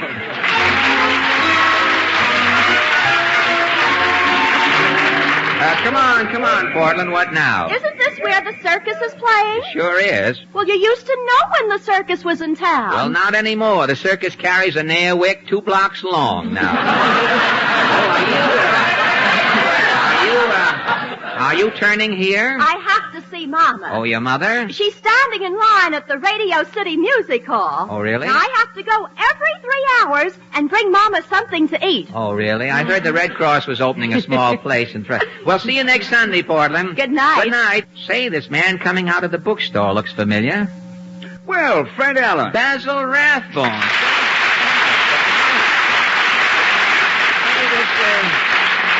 This is a surprise, Basil. I thought you were still on the road with your play, The Heiress. No, Fred, I just finished an 8-month bus tour across the country. You lived 8 months on a bus? Mm-hmm. Did you stop overnight at hotels? No, we slept on the bus. Oh, you had berths? No, every night the driver handed each passenger a pillow and a sleeping pill. Oh. What did you do about eating? At mealtimes, we'd stop along the road at a Howard Johnson stand for 2 minutes and have a malted milk. You had to drink your malted milk in 2 minutes? It was easy, Fred. Each malted milk was shared by 4 people. One malted milk for 4 people? Well, you must have lost plenty of weight. Actually, I gained 10 pounds on the trip, Fred. I outsmarted the others. How? When the malted milk was served with the 4 straws, yes, I would point to a freight train passing by and say, "Look, everybody, there goes Burl Ives." Burl Ives? Yes, while the other 3 were looking under the freight cars for Burl Ives, I would plug up their straws with pipe cleaners. You fooled those other suckers. With my clear straw, Fred, I was the only sucker. Well, Basil, now that you've finished your road tour, a laugh startled me.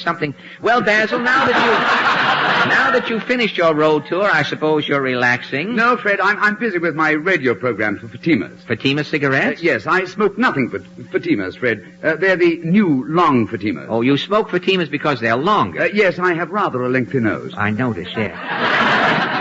When I try to light an ordinary-sized cigarette, yes, I exhale through my nostrils and blow out the match. Oh, I see. Yes. Now, with the new long Fatima, yes, I can rest my nose on the cigarette while I'm lighting it. Oh, say, that's comfort while you're smoking. Yes. Well, about your radio show, Basil, I know it's a mystery program. Yes, Fred. That's what keeps me so busy. I'm always looking for new mystery stories. Really? Yes, I just picked up these mystery books in the bookshop. Let me see. Yes, this first one is called The Dirty Chiropractor. What? That's a mystery?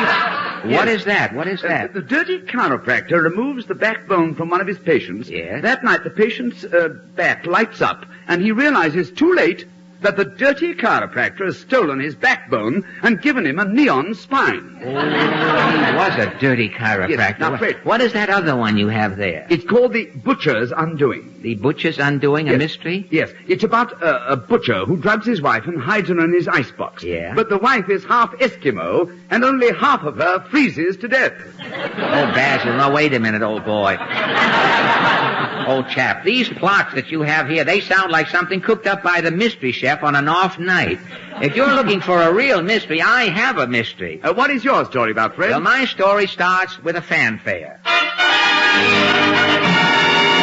Presenting the Mad Doctor of Downing Street. Oh, death wore rubber gloves.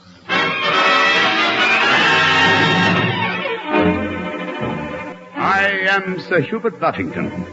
For years I was physician to His Majesty the King. Today I sit here in Old Bailey waiting to go to the gallows. Why, you ask? I'll tell you. My professional life was happy. Every morning as I walked into my office, my nurse, Miss Tuttle, would say... Good morning, Doctor. Good morning, Miss Tuttle. What's on my schedule today? At 2 o'clock, you're to remove a kipper bone from Sir Stafford Pip's lower lip. Yes? Then at 3 o'clock, for an hour, you picket the socialized medicine clinic. Yes? And at 4 o'clock, you pose for a cigarette testimonial. Splendid! I don't know what we doctors would do without these testimonials for cigarettes.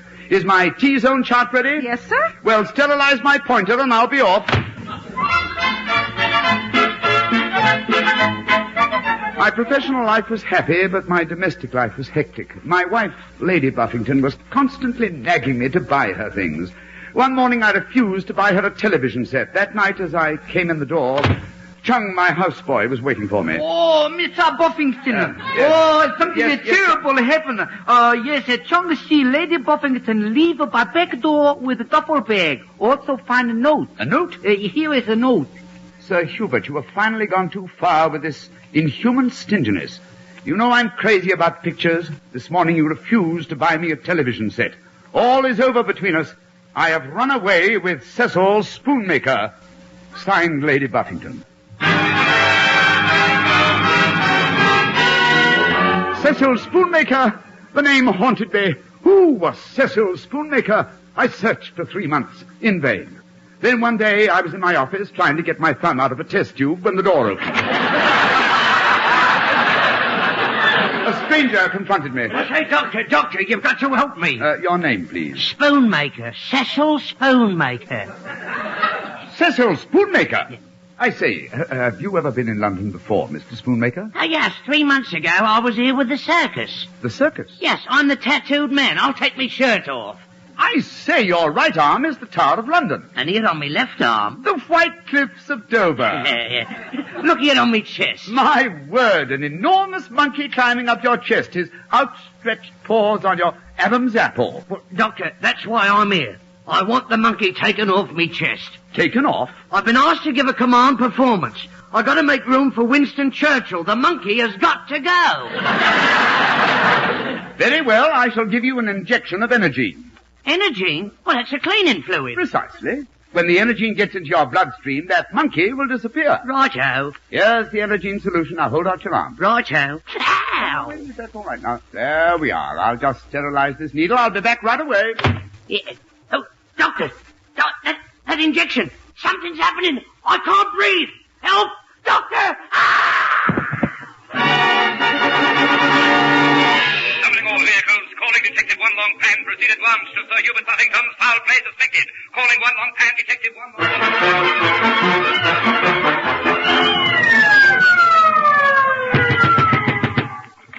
Greetings and shalom alaikum, kiddies. Detective One Long Pan, Oriental Sam Spade on job. All right, Louis, drop the gun. Long Pan catching everyone. All right, Louis, drop the gun. Ho-ho, Long Pan, an exceptional voice tonight. Maybe catch him fan letter from Jackie Eigen.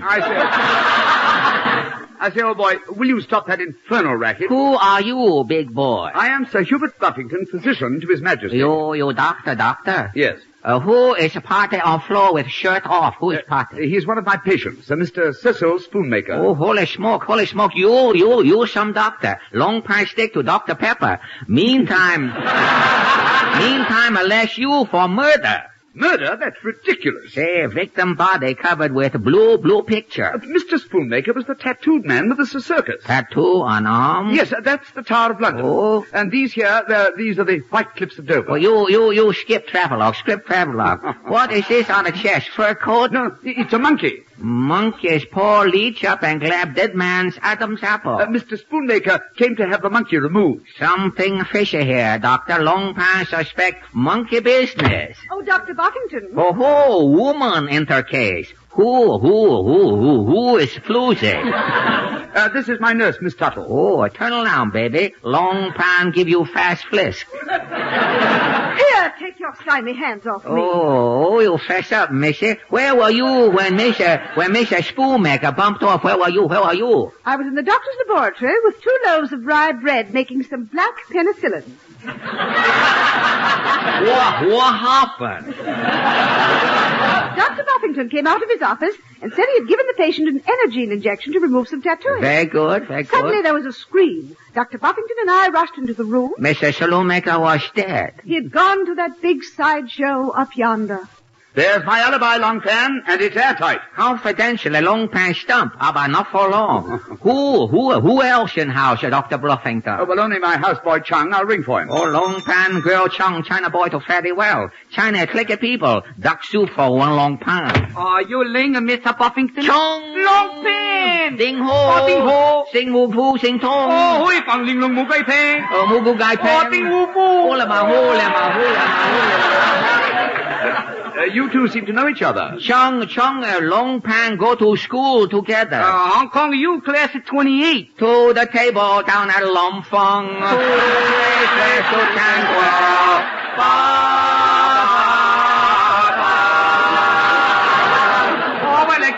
class reunion over. Chung, go back to kitchen. You'll catch him later, Chung. Finish up a mouse song together. If you care to leave now, Long Pan, I won't charge you for this visit.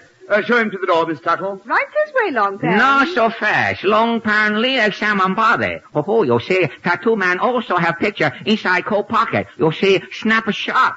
My word, it's Lady Buffington. My word, it's my wife. My word. With Lady Buffington a snapshot is a dead man on floor, Mr. Spoonmaker. Maybe, Dr. Buffington, you explain why wife in picture snapshot with Mr. Spoonmaker. Yes, Long Pan. Lady Buffington was mad about pictures. 3 months ago, I refused to buy her a television set. To get even with me and to see some new pictures, Lady Buffington ran off with this tattooed man, Cecil Spoonmaker. And today, when he come into your office, you get revenge. You personally kill Cecil Spoonmaker. How could I kill him? I wasn't even in the office when he died. Yes, Long Pan. I told you Dr. Buffington was in the laboratory with me. Not necessary. Doctor be in office when give patient fatal injection. Fatal? Absurd. I merely gave him an injection of energy. Here's the bottle. Formula on bottle K2SO4 AL7, number now changed, Butterfield 82099.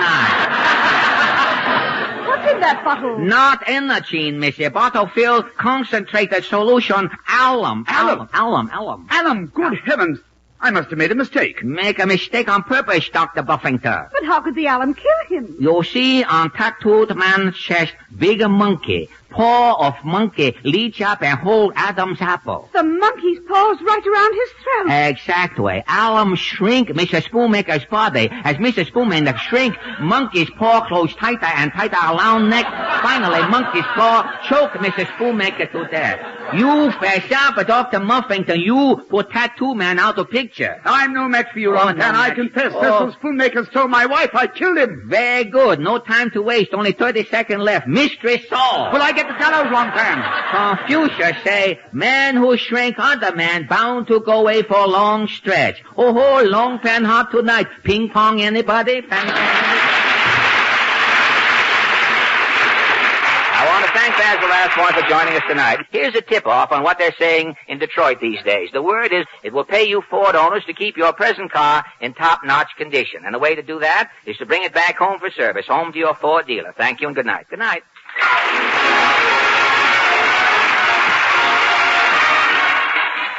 They ran right out of time. 76 years ago, April 24th, 1949, Fred Allen. Up next, Amos and Andy.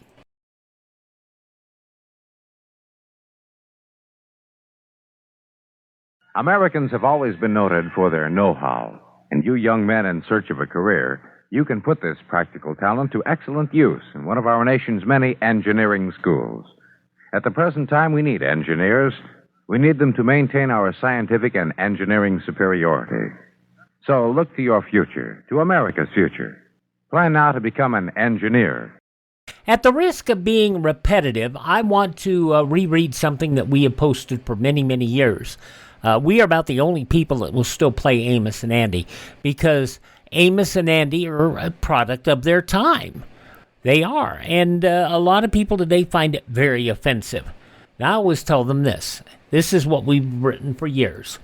As you may be aware, our program is not just about sanitized history, but news and radio as it took place in the media of the day.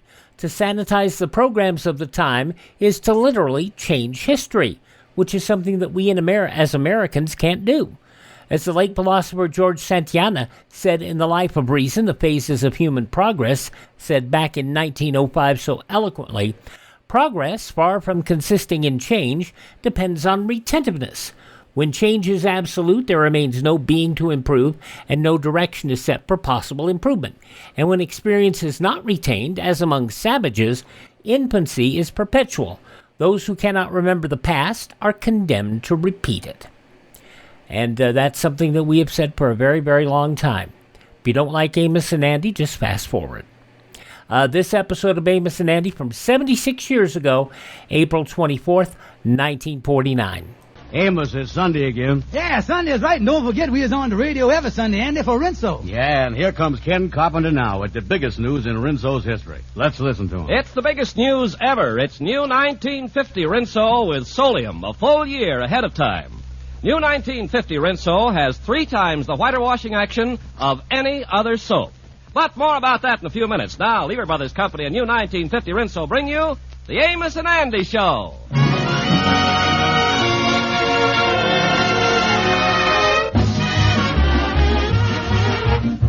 Yes, sir. Lever Brothers Company, the makers of Rinso, brings you a full half hour of entertainment with Lou Lubin, Eddie Green, Ernestine Wade, the Jubilaires, Jeff Alexander's Orchestra and Chorus, and radio's all-time favorites, Amos and Andy.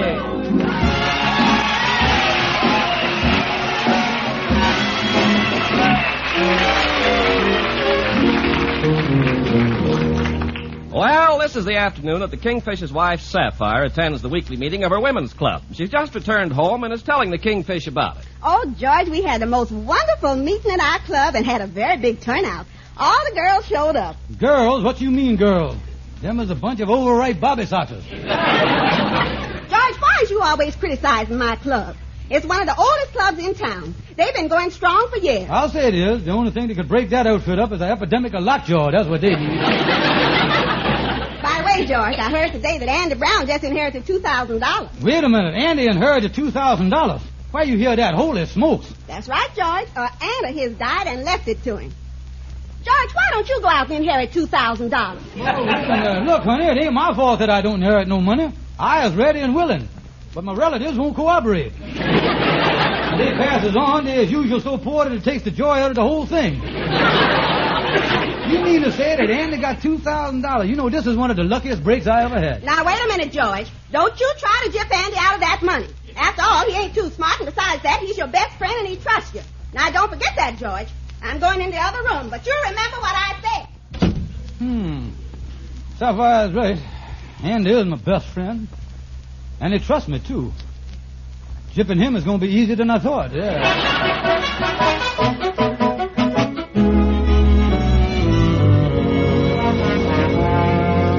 Well, Kingfish, I guess you've heard the news about Andy inheriting $2,000. Yes, I is, Henry. You know, the boy is very happy about his unexpected pitfall. Yeah, I guess with a hunk of money like that, all the vultures in town will be buzzing around him. Yes, and Kingfish, matter of fact, down at the pool hall this morning, they was laying 8-5 that you'd out-vultured a whole bunch of them. Well, I'm glad to hear the boy still got confidence in me. Mm-hmm. Betting 8-5, huh? Yes, the only thing is, there's a certain condition in the will that cuts them odds down considerable. What's that, Henry? Well, it seems that Andy's aunt that made this will 30 years ago, and she forgot to change it. The will states that the $2,000 must be used specifically for Andy's college education. Holy smoke. Andy in college. She really threw a curve with that, didn't she? She certainly did. Even assuming that Andy did want to go to college, I can't imagine any college ever taking him. No, he couldn't get in. He wouldn't be able... Say, wait a minute, Henry. Give me my vulture angle right there. If I was to start a college of my own and get Andy in as a student, I could get the $2,000 at intuition. Yes, that's right. It sounds like you got something there, Kingfish. Yeah, I'll get myself a college professor's cap and gown. Yeah, let's see, what else can I get to make sure that Andy will enroll in my college? Say, wait a minute. Co-ed, that's it. Mm-hmm. Get a gal. Yeah. Yeah, that's the angle. And I think I know just a gal, too. I'll have her drop by at just the right time while I talk to Andy. Yes, is she attractive? Oh, yeah. And I'll tell her to dress up classy, too. I'll tell her to put on a new dress. Yeah, that's what I'll do. Boy, I bet when this gal puts on a new dress, she'll really look like something. Yeah, well, I wish I could say the same thing about my wife, Clara. Mm-hmm. Putting a new dress on Clara is like putting slip covers on an old sofa. No matter what you do, the lumpy shape is still there. Oh, yeah, I know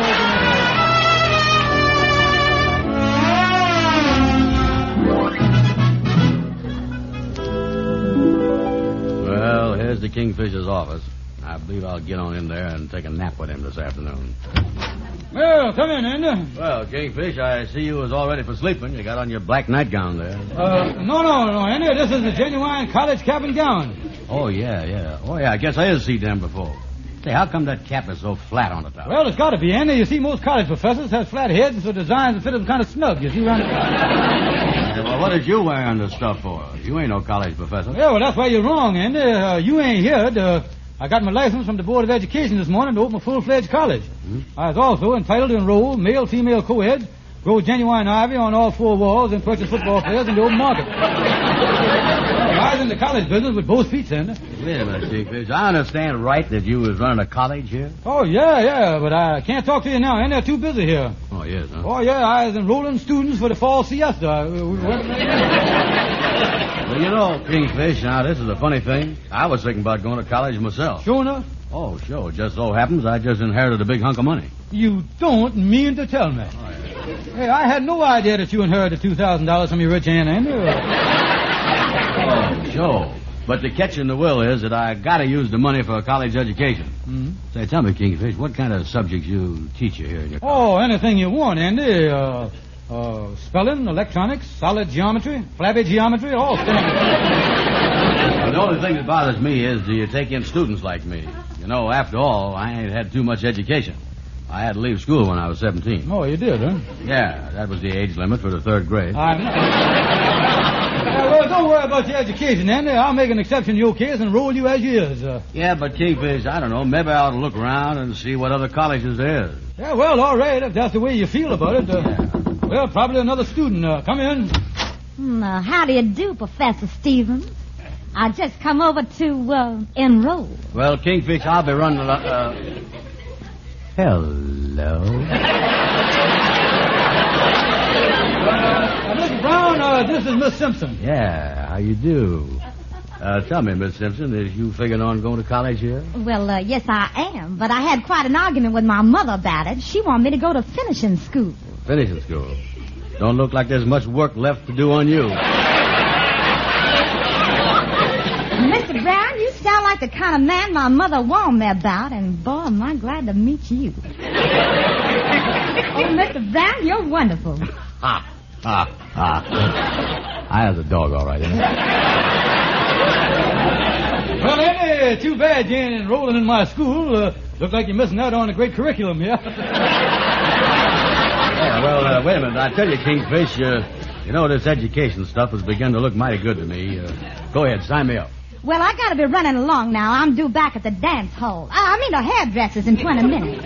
You know, Mr. Brown, I was so looking forward to going to college and sitting next to a handsome, intelligent, dashing gentleman. Yeah, well, I'll tell you what you do. If you get a chance, ditch him and meet me in the cloakroom, will you? Well, then, look like you and her will be matriculating together, all right. Kingfish, if that's what goes on with higher education, I'm going to hit a new altitude record. And I guess everything is all set then. Now, your college education, of course, is exactly $2,000, isn't it? Oh, mere spittance. Yeah. Well, I'm going down to see the lawyer and tell him I was rolled up in the college and I'm coming down for the money. Yeah, you know, Ann, college is going to be a great thing for you, son. Yeah, and I might learn something, too.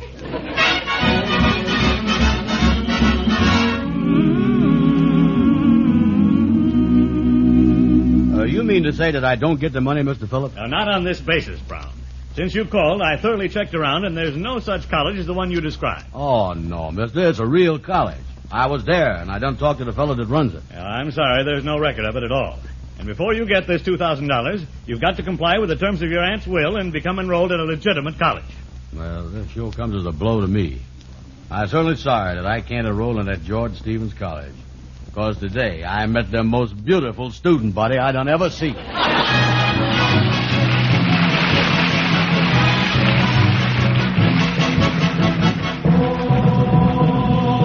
Oh, give me a song to sing, a happy song to sing. La la la la la la la la la la la la la la la la. Funiculi, funicula. Some think the world is made for fun and frolic. And so do I. And so do I. Some think it well to be all melancholy. To pine inside. To pine inside. But I love to spend my time in singing some happy songs. Some happy songs to set the air with music loudly ringing. It's far from wrong. It's far from wrong. Listen, listen, music sounds of fun. Listen, listen, listen, music sounds of fun. Funiculi, funicula, funiculi, funicula. Music everywhere. Funiculi, funicula. Up above my head. I hear music in the air. I hear music in the air. Above my head. Up above my head. I hear music in the air. I hear music in the air. Up above my head. I hear music in the air. I hear music in the air. I really do believe there's a heaven somewhere. Listen, music sounds of fun. Listen, listen, listen, music sounds of fun. Funiculi, funicula, funiculi, funicula. Happiness is here. Happiness is there. Joy is everywhere. Funiculi, funicula.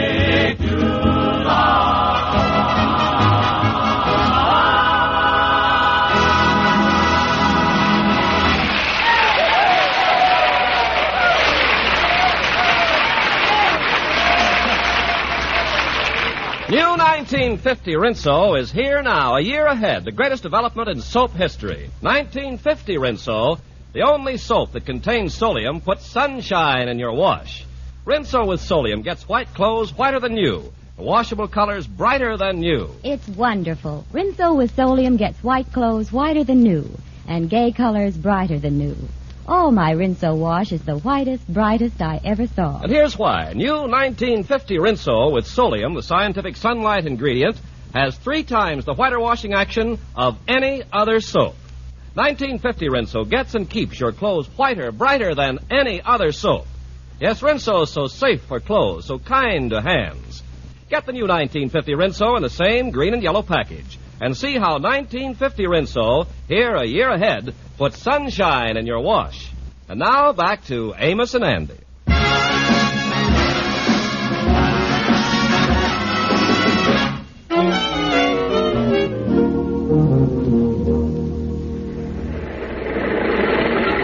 Well, Amos, thanks for driving me over here to Lawyer Stonewall's office. I got to meet the Kingfish. Yeah, well, I was glad to do it, Andy, and I hope Stonewall has got some law angle for you. It sure was a tough break getting $2,000 and not being able to use it. Yeah, well, I almost had the money, but the lawyer wouldn't let me go to the Kingfishers College. You say they wouldn't let you go to the Kingfishers College? Yeah, Kingfish was all set. I was going to take a course over there in electronics. He got all the equipment about breaking up the atom and everything. You mean to say that he got the great big machine that smashes the atom? Well, that ain't come yet. I guess for the first few weeks, you're going to split them up with an axe. Man, I think this whole mess sounds a little crazy to me. Is you trying to tell me that the Kingfish has got a accredited university? Well, there was no credit to it. He wanted the money in advance. I don't know what this is all about, Andy. Well, anyway, the Kingfish is going to give up the whole college idea so that he could help me get the money from the will. Oh, he done give up the college now, huh? Yeah. Hey, wait a minute. Here comes the Kingfish down the street now. Yeah, well, I got to get going, Andy. I don't want to get messed up in this thing. So long, son. Well, see you later, Amos. So long. Well, hello there, Andy. Let's get right on up to Stonewall's law office here. Yeah, I hope we can figure out some way of getting that money without me going to college. Yeah, now, don't forget that agreement we done signed, Andy, where you gives me half of the $2,000 if I help you get the money. Yeah, well, that's a deal. Let's go on in and see if Stonewall got any idea. Mm-hmm. Well, hello there, Stonewall. Oh, hi, fellas. Come on in, y'all. Is you busy, Stonewall? No, I'm free and nice. But you know what? A fella was just in here trying to bribe me. He offered me $50 to resign from a case. Imagine that? $50 to resign from a case? Yeah, I guess he knew that with me on the case, he wouldn't have a chance. Yeah, well, who do you represent in the case, Stonewall? The fella would offer me the $50. Oh, yeah. Now, look, Stonewall, like I asked you on the telephone here, did you figure out any way of getting around that will so Andy can get the $2,000 without going to college?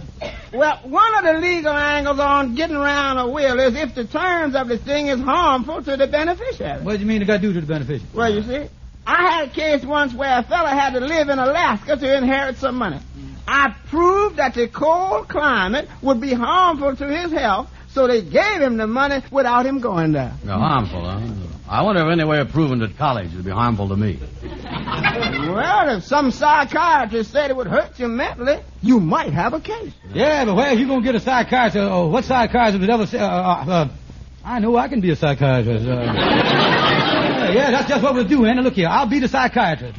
Yeah, that's right. Look here. Oh, that's a great idea you give us, Stonewall. You know, it's surprising how straight you can think with a crooked mind. Oh, man, yeah.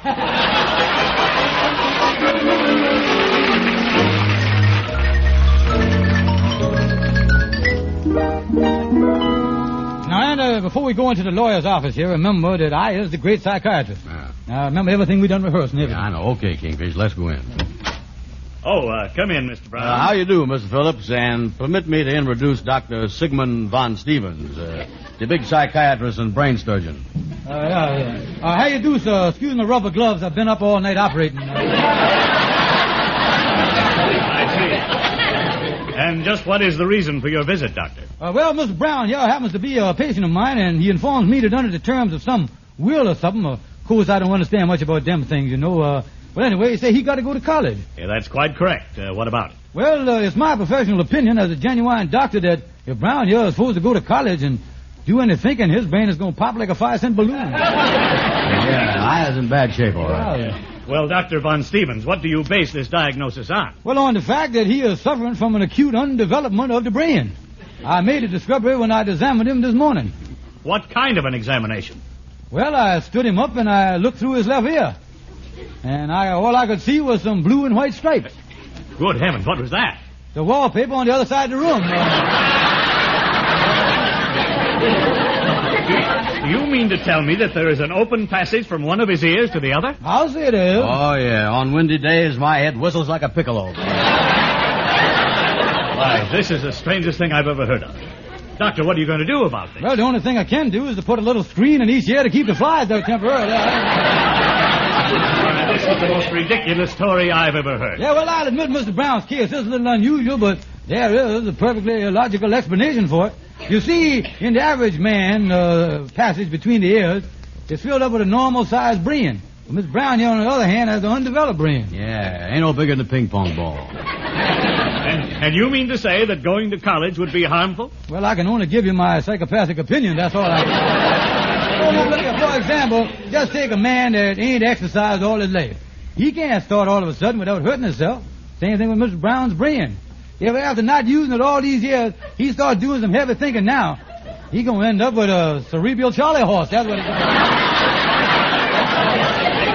A cerebral Charlie horse? Yeah, them is hard to cure, too. The only thing that'll help him is injecting Sloan's liniment into him. Sloan's liniment? Yeah, you see, this would be detrimental to the beneficiary, and therefore the terms ought to be set aside in this will, and he ought to give him the $2,000 now and a lump sum cash on. I'll give the man the money, will you? Let me have it now, Mr. Phillips, and we get on out of here. Yeah, now just a minute. I don't know why I've listened to you this long. This is the most ridiculous, trumped-up story I ever heard in my life. Now listen, Brown. The terms of your aunt's will state that the $2,000 must be used by you for a college education. As soon as you enroll in a college, the lump sum will be paid to you, and not before. Yeah, but Mr. Lawyer... And as far as you're concerned, Stevens, you certainly have your nerve trying to pull a cheap trick like this. Now, just a minute here. Is you trying to say that I has been lying, that I made up this story about being a psychiatrist? Is you implying that I is a swindler and a cheat? Well, now that you ask me... Don't bother answering that, mister. We going. So long. See you later.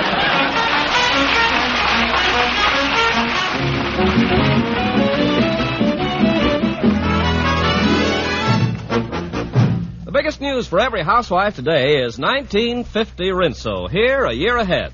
Amazing 1950 Rinso contains the scientific sunlight ingredient Solium to put sunshine in your wash. Your Rinso washed white clothes come whiter than new, and washable colors brighter than new. It's true. Rinso with Solium puts sunshine in my wash. White clothes come whiter than new, and colors turn out actually brighter than brand new. And here's why. Sensational 1950 Rinso with Solium has 3 times the whiter washing action of any other soap. That's right, 3 times the whiter washing action to get and keep your clothes whiter, brighter than any other soap. Get the economical giant size of safe 1950 Rinso at your dealers now. And tomorrow, you can see for yourself. New 1950 Rinso with Solium puts sunshine in your wash. And now, back to Amos and Andy.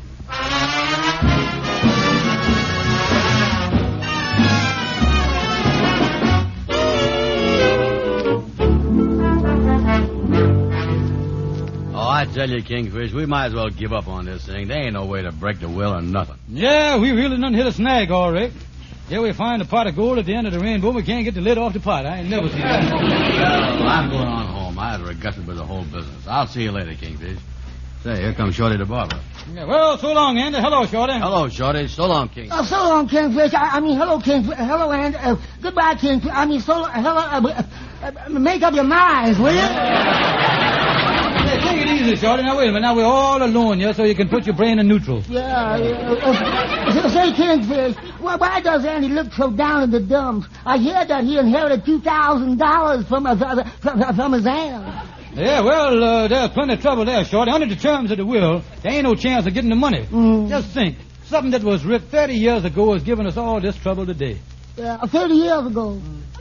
Yeah, it's too bad there wasn't another new will written later.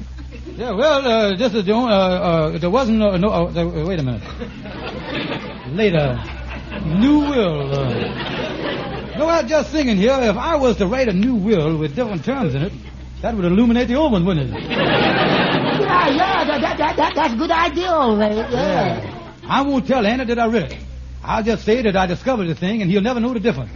Then I can have him take it up to his lawyer and get the money without having to go to college. Oh, so that was the terms of the will, You know something, Kingfish? After I got out of high school, I got an offer to go to a big medical college. A medical college, huh? Just what you going to be, Shorty? Well, they wanted me to be a big surgeon. They want me to specialize in...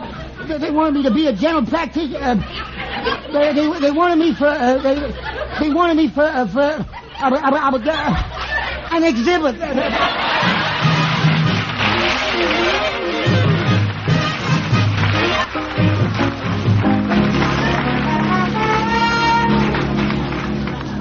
Well, Andy, I got to see you right away. What's up, Kingfish? What's well, Andy, all along, I has had a sneaky suspicion that your aunt had another will.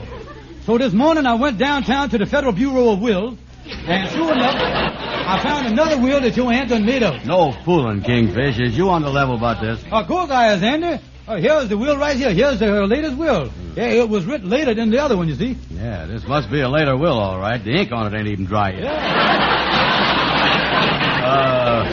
This is an official will. Huh? Oh, certainly, Andy. Look what's drawn right there on the corner there. There's the official seal of the sovereign state of Georgia. 2 boll weevils on the background of a peach pit. Yeah. Well, it must be official, all right. Yeah, well, now, let me see here. Let me read you the thing here. Let me get on my specs. One of the panes is cracked in the right one, yeah? Both of them is. Yeah, every time it looked like a hair on the paper there. Look at that. Now, let me see.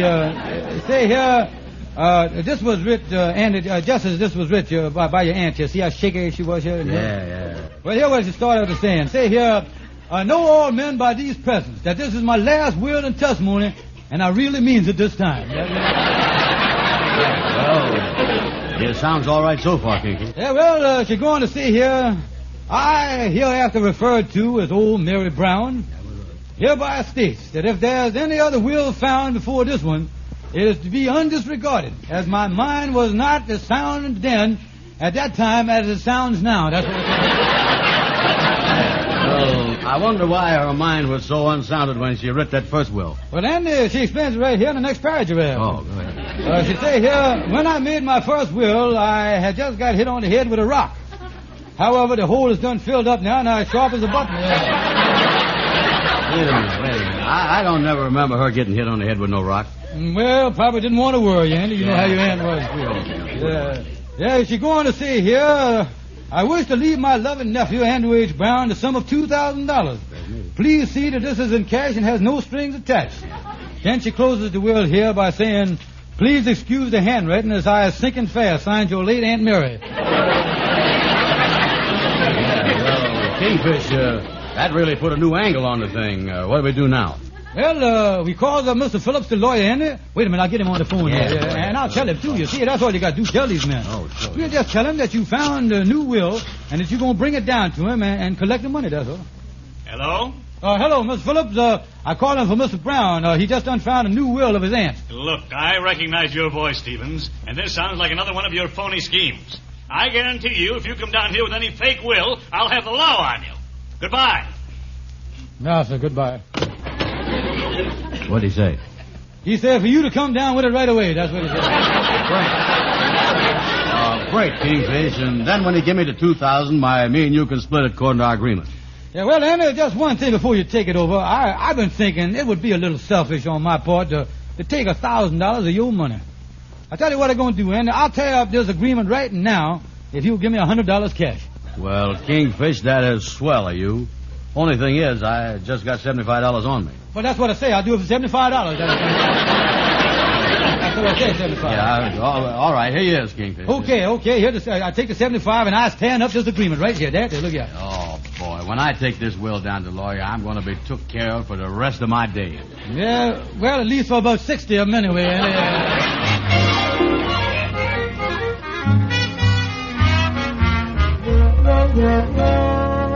Yeah, honey, there you is, $75 cold cash. I made it yesterday. Oh, George, that's wonderful. Where'd you get it? Well, never mind, honey. I got it, and that's the important thing. And you really got to believe me when I tell you has got a smart husband, honey. Doorbell, I'll get that, honey. Well, I'll go on in the kitchen and put this money in the sugar bowl. Yeah. Hello there, Kingfish. Well, hello there, Andy. How'd you make out yesterday down at the lawyer's office? Yeah. Well, I went down there, and I tell you... Now, wait a minute. Now, don't blame me if you was on the dumb side, Andy, and I done outsmarted you again. I figured the $75 you give me was better than the $1,000 I was never going to see. Yeah, what are you talking about, Kingfish? Just take a look at this roll here. 2,000 smackaroos. Andy, where you get that money from? Just by following the terms of my aunt's will. Well, now, wait a minute here. Before you could get that $2,000 in a lump sum, you had to be enrolled in some college, and if I know anything in this whole life of mine, I know one thing: you couldn't get in no college. Oh, yeah? Well, I got in college, all right. Look here. I even got my freshman beanie already. Hey, wait a minute. What does them initials stand for on that cap you got on your head there? LABC. They stand for the Lenox Avenue Barber College. Oh, wait a minute, sir. You can't do that.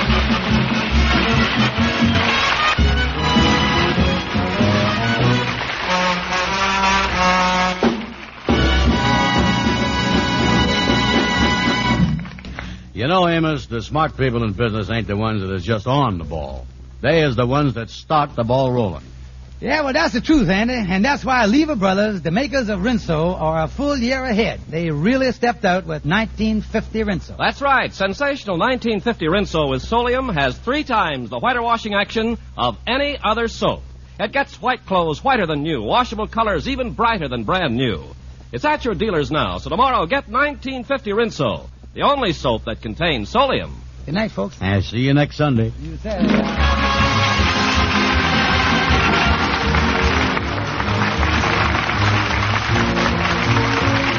Lifebuoy gets skin cleaner. Lifebuoy, with its purifying ingredient, gets skin cleaner, stops BO as no other leading soap can. Yes, doctors proved it. You are cleaner, safer from BO when you bathe daily with Lifebuoy. Get Lifebuoy Health Soap right away. Be sure and listen to the Amos and Andy Show at the same time next Sunday. This is CBS, the Columbia Broadcasting System.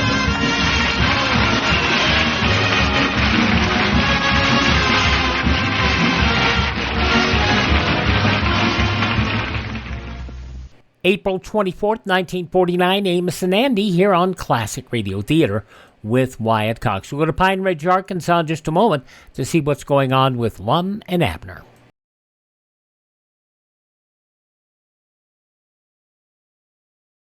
Driving tonight? Then remember this. Most highway deaths are caused by 2 temptations, to cut out of line and to go too fast. Crossing the center line of the road is more dangerous than you realize. Statistics prove it. Excessive speed is just as dangerous as officials say. You can predict your own impulses, but you can never predict the other drivers when driving tonight. Drive cautiously, please. Let's wrap this up with an episode of Lum and Abner 83 years ago, April 24th, 1942. The makers of Alka-Seltzer bring you Lum and Abner.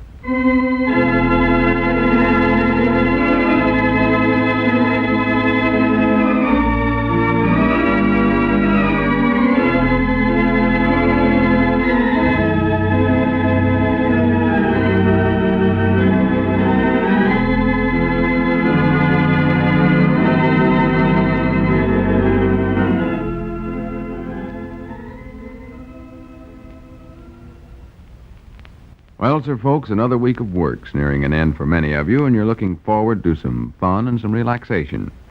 So right now's a mighty good time to check up on your supply of Alka-Seltzer tablets. For the chances are you're liable to need the relief they offer before Monday morning rolls around. If you're planning to work around the yard or in the garden, or play a little golf or tennis, you'll welcome the effective relief Alka-Seltzer can bring for sore, tired, aching muscles. Or if you're going out for an evening of fun, or having some friends over to your house, a glass of Alka-Seltzer might come in mighty handy. So, play safe and check up on your supply of Alka-Seltzer tonight. Now, if it's low, get another package from your druggist before the weekend starts, because you're liable to need it before the weekend's over. Now, let's see what's going on down in Pine Ridge. Well, the first major trouble resulting from the proposed Wonderful World Apartments has arisen. Cedric, in an effort to establish a residence for himself so that he'll have something to trade for one of the new apartments, has put up a tent right in front of the Jot 'em Down store. And there's nothing Lum and Abner can do about it, because they once sold this small strip of ground to Cedric to help him get a library card. As we look in on the little community today, we find Lum in the Jot 'em Down store and library. Abner has just entered. Listen. Oh, howdy, Abner. You back already? Yeah, there weren't many delivers today. I dogged everybody sure curious about that tent that Cedric put up out in front of the store there long. Yeah, that's disgusting. That's what it is. Plumb disgusting. Yeah, they all think we put it up for some reason or another. Oh, what are you studying there? Oh, it's just a floor plan of the first floor of the apartment building. Mousie brung it in a little while ago, and I'm checking it over to see if he got everything in it. A floor plan? Is that what you said? Yeah. Well, you don't have to plan to build a floor, Lum. All you gotta do is just take some boards and nail them down. There it is. Well, that ain't what a floor plan means, though. It shows which stores is going to be where, and how big the size of them is, and where the doors and windows are going to be at, and all such as that. Huh? Uh-oh, for goodness sakes, there he is again. Who? Cedric sticking his head in the door. Oh, yeah. Hey, Mr. Lum, can I borrow a cup of sugar? Sugar? No, you can't, Cedric. Besides, you're supposed to save on sugar. Well, I just need a little bit for my coffee. Be patriotic, though, and drink it without it. Sure. Yes, Mom. Well, then, can I borrow some coffee? No, you can't borrow no coffee, Cedric. Now get out and stop bothering me. Yes, Mom. Doggies long, you oughtn't to be so sharp with that boy. Well, I have to be. Been doing that all morning long, sticking his head in here and asking to borrow something. Well, Pillars and a rocking chair and candy and magazines and I don't know what all. And he's getting to be an awful nuisance. well, how does he figure he can borrow candy? You're supposed to buy that. Oh, he thinks just 'cause he's a neighbor of ours now, he can run in here and borrow anything he wants. Well, He says his mama does that with her neighbors. well, I do know. Now, I reckon what he wants with that coffee. Oh, he's more than likely fixing to get his own lunch out there. Well, how can he cook it? He ain't got no stove in that tent. I don't know.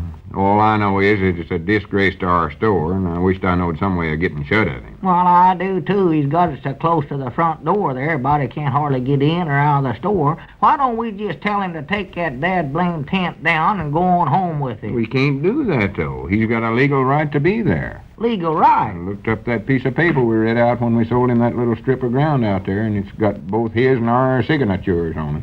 It has, huh? Yes, sir. He just paid us a few dollars for it, but according to the law, he owns it, and he can do anything he wants with it. Well, why don't we just give him his library card back then, Lum? That's the only reason we sold him the ground was just so he could get to be a property owner and get a library card. I know, but giving him his card back won't change nothing. He paid for the ground. That's the thing that counts. Yeah. Well, why don't we buy it back from him then? Offer him more than he paid for it. I've already did that. Fact is, I went as high as $50, but he won't sell at no price. He won't, huh? No, sir, he's bound and determined he's going to live there in that tent, right in front of our store, no matter what happens. Well, He thinks living there is going to get him one of them apartments. well, he can't trade in a tent for an apartment. He's got to have a house. I know that, but just try and tell Cedric that. He won't listen to nobody. But I ain't got time to worry about him all day. I got a lot of work to do on these plans here. I thought Mousy had it all did already.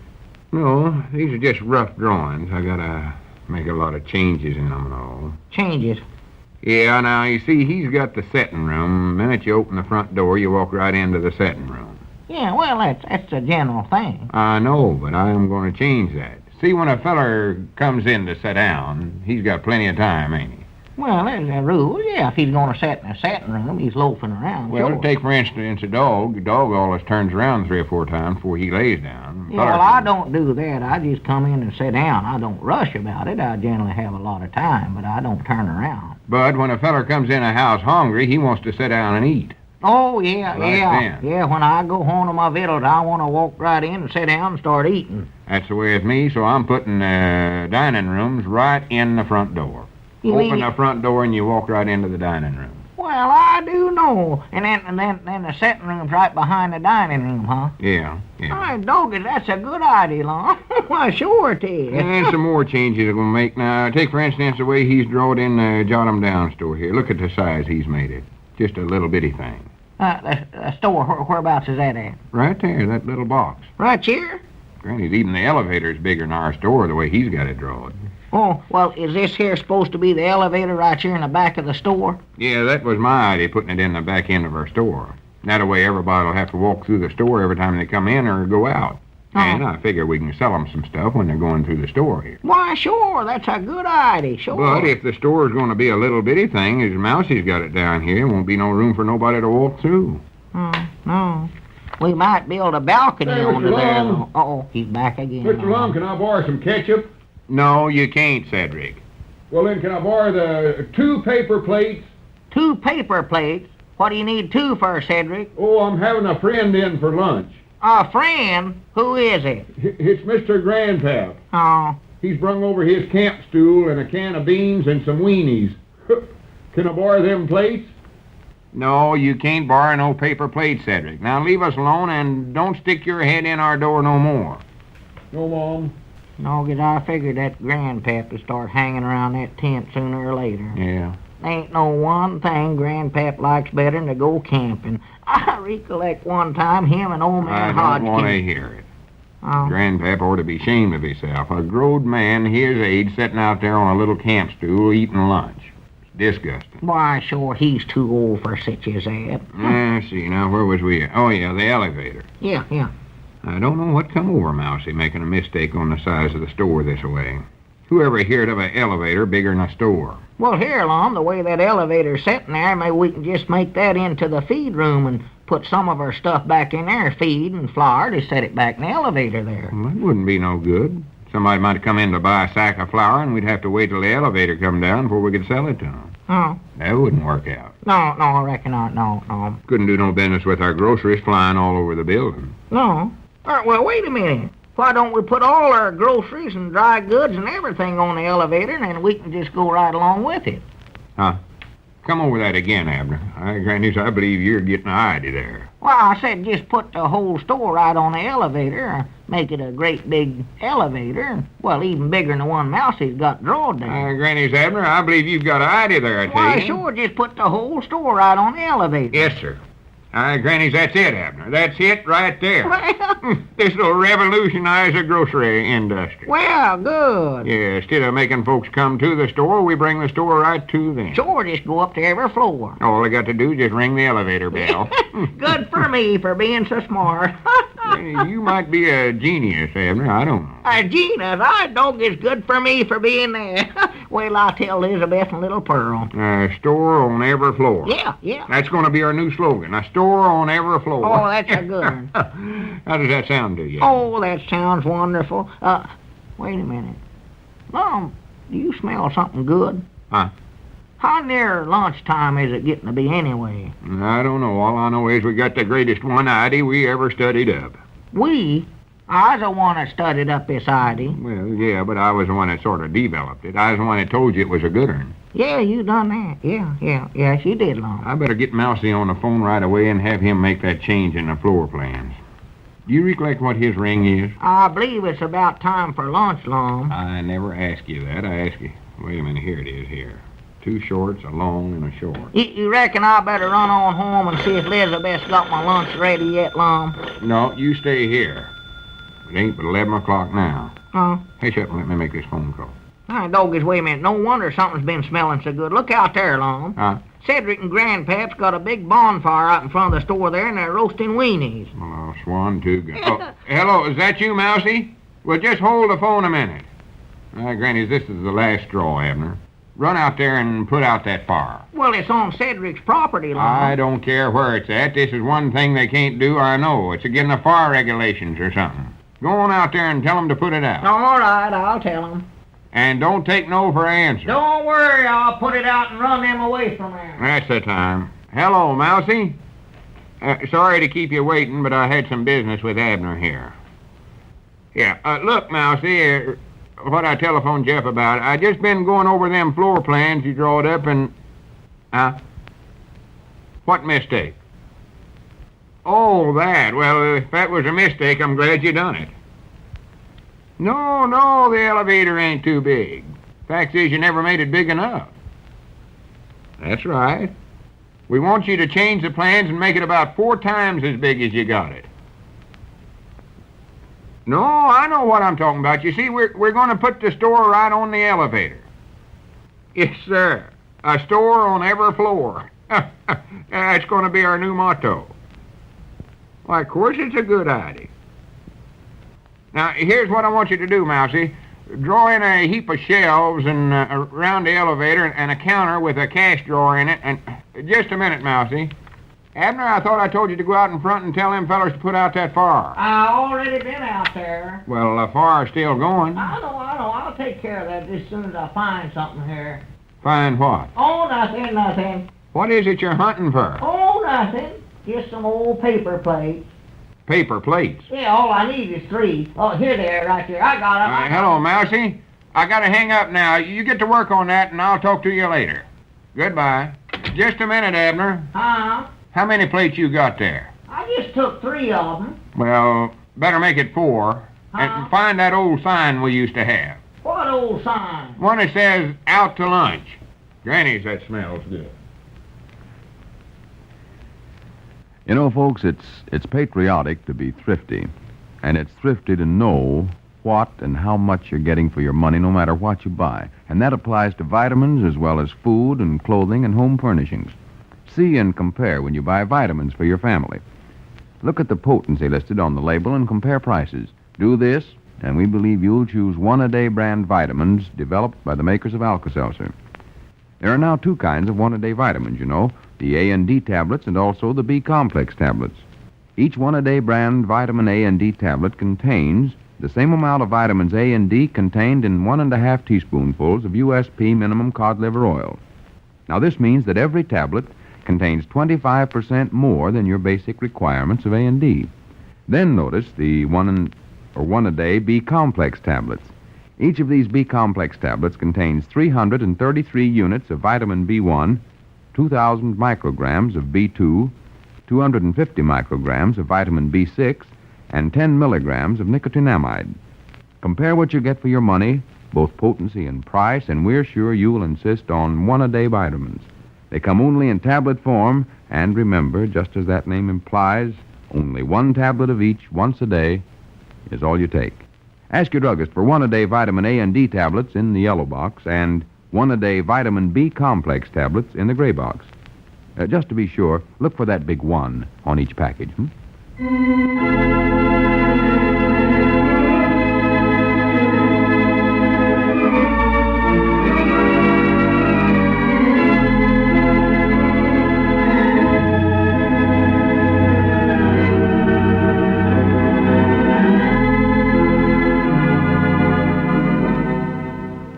That would really be a store that had its ups and downs. 83 years ago, April 24th, 1942, Lum and Abner here on Classic Radio Theater with Wyatt Cox. Visit our webpage at classicradio.stream, and we will see you on Friday with more Classic Radio Theater. I'm Wyatt Cox.